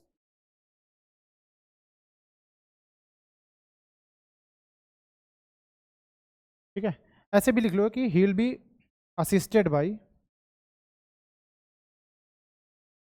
असिस्टेड बाई मतलब क्या, किसी हिंदू ने कोई जुर्म किया, उसको कैसे पता कि भाई हमारे शास्त्रों में उसके लिए क्या सजा लिखी है, कुछ होना चाहिए ना। तो assisted by maulvis and pandits. Muslim matters है तो मौलवीज जो होंगे वो बताएंगे कि भाई ये फला फला चीज़ है, इसकी ये सज़ा है हमारे यहाँ। हिंदू मैटर है तो पंडित्स विल असिस्ट देम कि साहब इसके लिए ये सज़ा है, तो फिर वो बोलेगा कि हाँ पंडित हो, बताओ भाई शास्त्रों की नॉलेज किसे थी बताओ पुराने टाइम में। देन भाई अगर आपने कोई क्राइम किया, दिस इज द डिफरेंस। आप सोचो कि you are ruling in a country which is foreign to you, सोच के देखो, आप वहां के रीति रिवाजों से परिचित नहीं हो, किसी को आप ब्रिटेन की सजा दे दो तुरंत वहां पे अपोज होने लग जाएगा, वही पर्सन हो सकता है आपका गला काट जाए। लेकिन अगर मैं यही प्रूव कर दूं कि हमारे शास्त्रों में भी यही चीज लिखी है, भाई तुम्हारे शास्त्रों में लिखा है कि इसके लिए ये सजा है, तो बाकी लोग भी आपके एकदम साथ खड़े हो जाएंगे, हाँ भाई शास्त्रों के हिसाब से सजा दो इसको। दे आर प्लेइंग स्मार्ट, है ना। मौलवीज एंड पंडित्स, देखो आप, अब अगर मान लो कि यहाँ के केस से आपको पसंद नहीं आई इनकी बात, then there is another thing. देखो then there is a supreme court as well, जिसको हम बोलेंगे सदर दीवानी अदालत। ठीक है, then there is a supreme court. अगर आप यहाँ से खुश नहीं हो तो यू कैन अपील इन सदर दीवानी अदालत, है ना। एक चीज गड़बड़ की इन लोगों ने, अंग्रेजों ने, बताओ क्या। अरे दीवानी अदालत बनाओ, मस्तानी अदालत भी बनाओ। राइम होना चाहिए ना। ठीक है, सदर दीवानी अदालत, और कौन हेड करेगा इसको, देखो अच्छा इस this structure is supreme court, अगर यहां से भी बात हो गई तो फिर आप कहीं नहीं जा सकते, तब देश छोड़ के भाग जाओ। ठीक है, Sadar Diwani Adalat it will be headed by the GG which is GGB, governor general of Bengal, plus 2 council members. बाकी जो 2 होंगे वो क्रिमिनल मैटर्स में साथ देंगे। यहाँ पे गवर्नर जनरल ऑफ बंगाल, अभी तक 4 मेंबर्स हैं यहाँ तक, याद है ना। तो जीजीबी प्लस 2 मेंबर्स। ठीक है, headed by GGB plus 2 members of the council.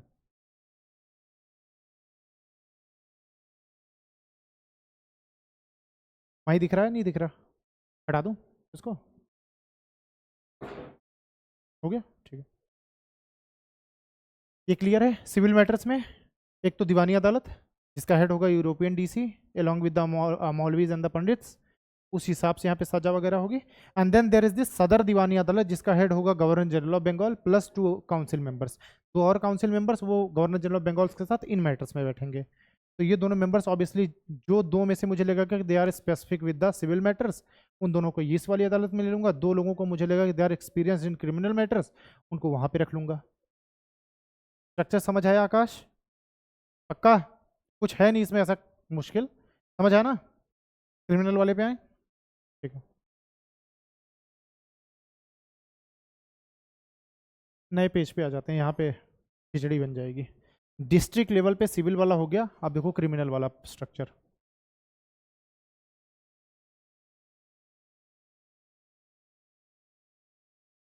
इनको बोलते थे निजामत या फिर फौजदारी। आज भी ये टर्म यूज होता है, फौजदारी, ठीक है ना। है कास्ट है? किसकी कास्ट है? जाट्स में? जाट इज अ कास्ट, फिर उसमें क्लासिफिकेशन करते रहो। अब मैं बोलूं कि पंडित हो, चितपावन ब्राह्मण हो कि कौन से ब्राह्मण हो, क्या फर्क पड़ता है? चितपावन ब्राह्मण कौन होते हैं बताओ इसी बात पे। चितपावन ब्राह्मण ज्यादा डिसेंडेंट ऑफ ज्यूस। आपके अगर if you are a Chitpavan Brahmin तो आपके, मैंने बताया था, हाँ Balaji Vishwanath, you guys are descendant of Jews, ठीक है, यहूदियों के डिसेंडेंट हैं आप। If you are a Chitpavan Brahmin then no offence. Maharashtra वाले रीजन में जो वो लोग थे basically Marathas, they were Brahmins, most of them were Chitpavan Brahmins. Balaji Vishwanath, फिर उनके बेटे दैट इज रणवीर सिंह, रणवीर सिंह बाजीराव। अगर इससे रिलेटेड है तो पूछो। हाँ पूछो पूछो पूछो पूछो।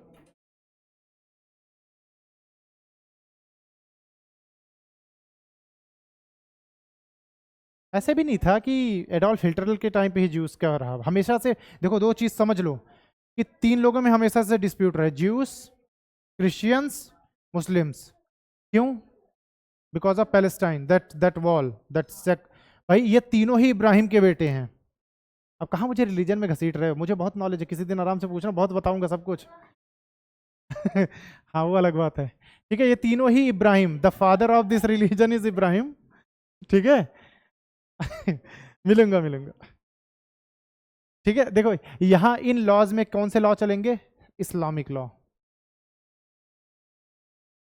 फिर आपको लगता होगा कि अब हिंदूज के लिए हिंदू लॉ होगा?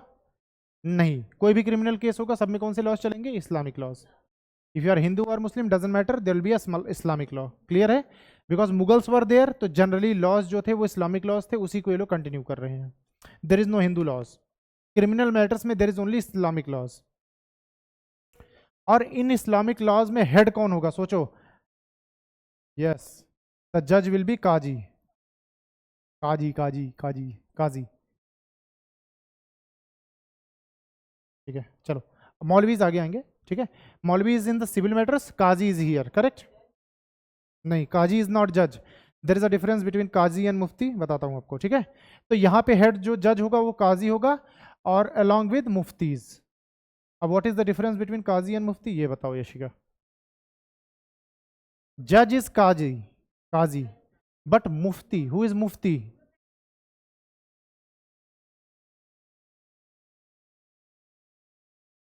नहीं, देखो muftis are the scholars kind of thing. हाँ नहीं नहीं कह सकते ज्यूरी, एग्जैक्ट ज्यूरी नहीं बोलेगे। जैसे मान लो कि अगर मैं जज हूं तो मेरा कोई सलाहकार है, जैसे if this is Akbar so this is Birbal kind of thing. तो they are the opinion givers कि भाई इस चीज के लिए, मतलब ये देखो कौन होंगे, ये नॉलेजेबल पर्सन होंगे, मतलब स्कॉलर्स एक तरह से कह सकते हो, है ना। और जो इस्लाम में फतवा फतवा जारी होता है, ये मुफ्ती ही जारी करते हैं, क्योंकि वही असली हैं जिनको सही मायने में इस्लाम पता है। और फतवा वगैरह कभी भी जारी होगा तो आप देखोगे काजी नहीं मुफ्तीज करते हैं। दिस इज द डिफरेंस, जितना मुझे पढ़ के समझ में आया। बाकी अगर कोई स्पेसिफिक फ्रेंड हो, किसी का मुस्लिम फ्रेंड हो, उससे पूछना, उनको भी नहीं पता होगा, क्योंकि मैंने पढ़ाया, मुझे पता है। तो मतलब 25-30 मुस्लिम बच्चे थे, मैंने पूछा कि भाई बताओ इसमें डिफरेंस क्या है, तो कोई कुछ बता रहा, कोई कुछ क्लियर नहीं था। ठीक है, खैर फिलहाल आप देखो जो फतवा वगैरह जारी होता है ये मुफ्तीज करते हैं। ठीक है, if you are Muslim you are doing anything which is against, if you are Muslim, इसको बाहर निकालो क्लास से। ठीक है, तो if you are Muslim and if you are doing something against Islam, for example Islam में जैसे hijab पहना is necessary, you are not wearing hijab, चलो वहां तक तो ठीक है, मॉडर्नाइजेशन हो रहा है, ठीक है, हिजाब नहीं, बाल नहीं ढक रहे, कोई दिक्कत नहीं है। If you are wearing clothes which is against Islam, समझ रहे हो, purdah is there one of the things in Islam, if you are not doing that, if you are consuming liquor which is kind against Islam, तो फिर क्या होगा कि you there will be a fatwa against you, आप किसी भी रिलीजियस प्लेस पे, Islamic religious place को आप विजिट नहीं कर सकते। This is the thing. जो इस जहाँ पे मतलब इस्लाम इज स्पेसिफिक कि इन प्लेसेस पे वही लोग जा सकते हैं, ये चीज़ें स्पेशली उनके लिए हैं, ये काम आप नहीं कर सकते। Then is it clear? खैर, तो Islamic laws will be there, जज होगा जो काजी होगा, असिस्टेड बाय द मुफ्तीज, ठीक है ना। एंड अगेन किसकी सुपरविजन में हो रहा होगा ये सब काम? यूरोपियन डीसी, इसके सुपरविजन में। मान लो जज फैसला देने से पहले एक बार बताएगा कि देखो ये चीजें थी, इन्होंने ऐसा बताया तो मैंने ये फैसला लिखा है, ये देखेगा उसको, बोलेगा कि फैसला ठीक है, अप्रूव करता हूं, देन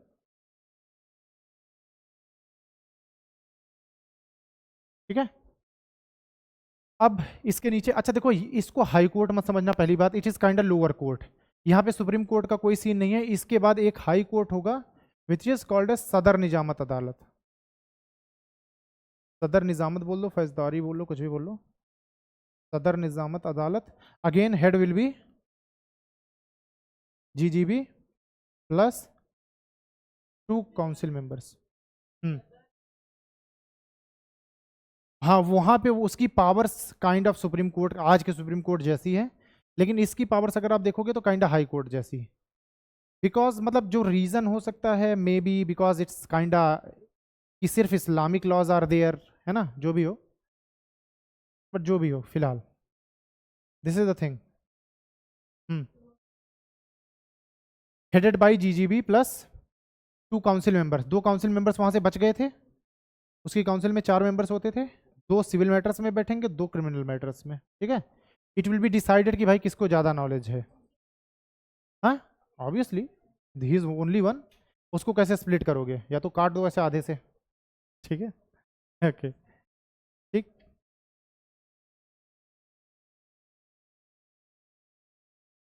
अब हुआ क्या, 1774 तक इन दोनों अदालतों को हेड किया एज अ जीजीबी किसने? वॉरेन हेस्टिंग्स ने, ठीक, till 1774।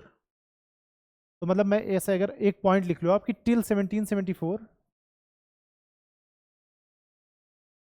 Warren Hastings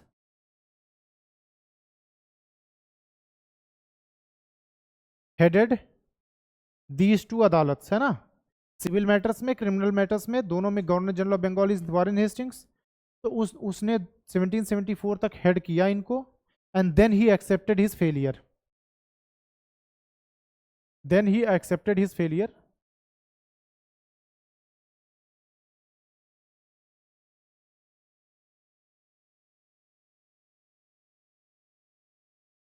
Then he accepted his failure and he appointed Muhammad Raja Khan as head of Sadar Nizamat Adalats. Accepted failure and appointed Muhammad Raza Khan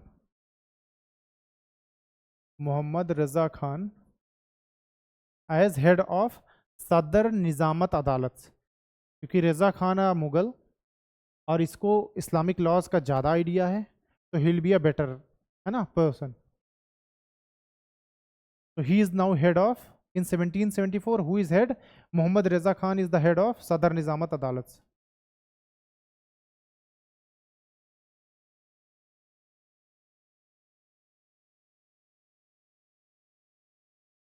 ठीक है, basically Indians को लेकर आ रहा है, क्योंकि सोचो, पागल नहीं है, वॉरेन हेस्टिंग्स की खुद का फेलियर बता रहा है। किसी को अगर तुम डेथ सेंटेंस दे रहे हो तो लोगों में कहीं ना कहीं एक मतलब नेगेटिव इमेज क्रिएट होती है कि भाई ये जज बहुत खड़ूस है, ये सीधा मौत की सजा दे देता है, चाहे वो लिखा हो चाहे ना लिखा हो, that is a different thing. अब मौत की सजा कौन देगा? मोहम्मद रजा खान, ठीक है। There will be, now he will be targeted कि भाई ये हमारा पर्सन होकर के और ऐसी सजा दे रहा है, बहुत खराब आदमी है, वो पहले वाला अच्छा था, है ना। This is the thing, clear है? ओके। मोहम्मद रजा खान, अच्छा बीच में कहा था he was gelled, by the way mile administration का केस लगा इस पे कि भाई तुम्हारी वजह से चीज़ें गड़बड़ हुई, ही वॉज जेल्ड। 2 साल बाद उसको समझ आया कि काम बनेगा नहीं, फिर से जेल से बाहर लाया और एज अ जज अपॉइंट कर दिया, ठीक है। This is the thing, and he was gelled without trial, by the way. उसको मौका नहीं दिया कि आप अपने आप को इनोसेंट प्रूव करो, बोला कि मैं मानता हूँ कि तुम गलत हो तो तुम गलत हो, क्योंकि मैं कह रहा हूँ तुम गलत हो, है ना। तो अच्छा, एक और रीजन था मोहम्मद रजा खान को जेल करने का, बिकॉज ही वॉज मुगल। तो ही इंसिस्टेड कि भाई जो नॉन दीवानी मैटर्स हैं उसमें तुम ज़्यादा 3-5 मत करो, क्योंकि अगर मैं बात करूं कि ट्रीटी ऑफ इलाहाबाद, उसमें सिर्फ दीवानी मैटर्स मिले थे ईआईसी को, यही तो बात थी। नॉन दीवानी मैटर्स का सच कुछ उसमें नहीं बोला गया था कि आपको नॉन दीवानी मैटर्स का भी हम अथॉरिटी देते हैं, लो इंटरफेयर करो। तो उसने बोला कि देखो ट्रीटी में भी यही बात थी, तो आप नॉन दीवानी मैटर्स में मत इंटरफेयर करो, हमको अपने इंडियंस के या मुगल्स के टाइम से जो टाइम चीज़ें चल रही उसको चलने दो। ब्रिटिशर्स को लगा अच्छा ऐसा कैसे, जेल जाओ तुम, दिस इज द थिंग है ना। तो ये कुछ बैकग्राउंड है, that's why Mohammad Raza Khan was jailed 1776 1774 में। उसको जेल से बाहर बुलाया जाता है and then he was appointed as the head. ठीक, ठीक है, कुछ चीज़ें लिख लो आप, कुछ पॉइंट्स लिख लो आप इसके, जितनी चीज़ें हमने समझी ताकि आपको याद रहे। Warren Hastings, new system of 1772।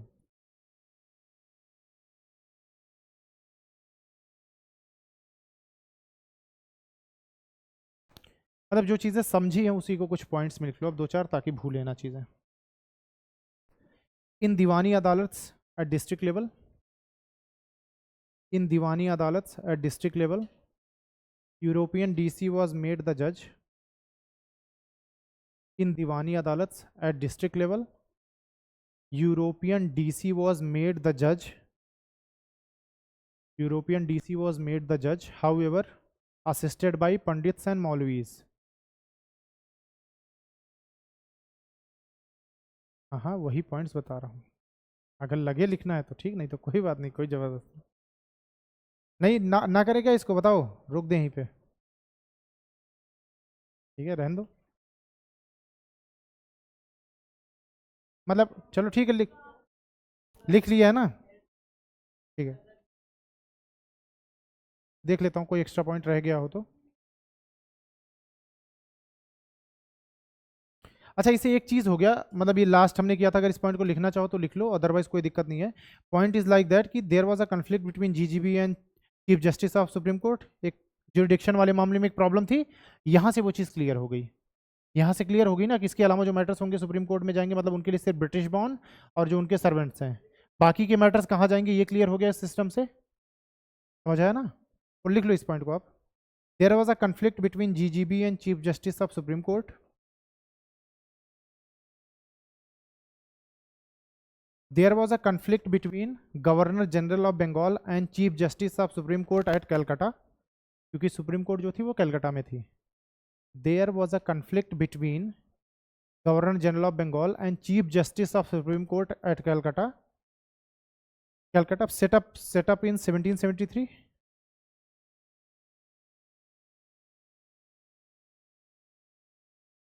Due to lack of clarity, due to lack of clarity in jurisdiction of two.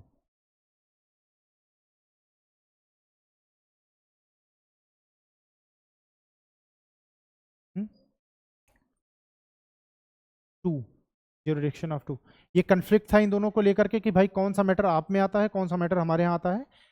तो there was a conflict between them. तो बेसिकली जब ये रूल आया तो दिस इज काइंड, इससे थोड़ी सी क्लियर होगी।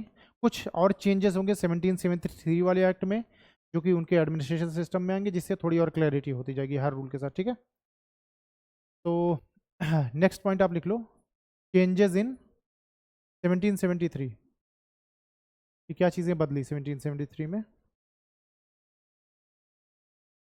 ठीक है, यहाँ तक रुकते हैं, नेक्स्ट यहाँ से आगे नेक्स्ट क्लास में करेंगे।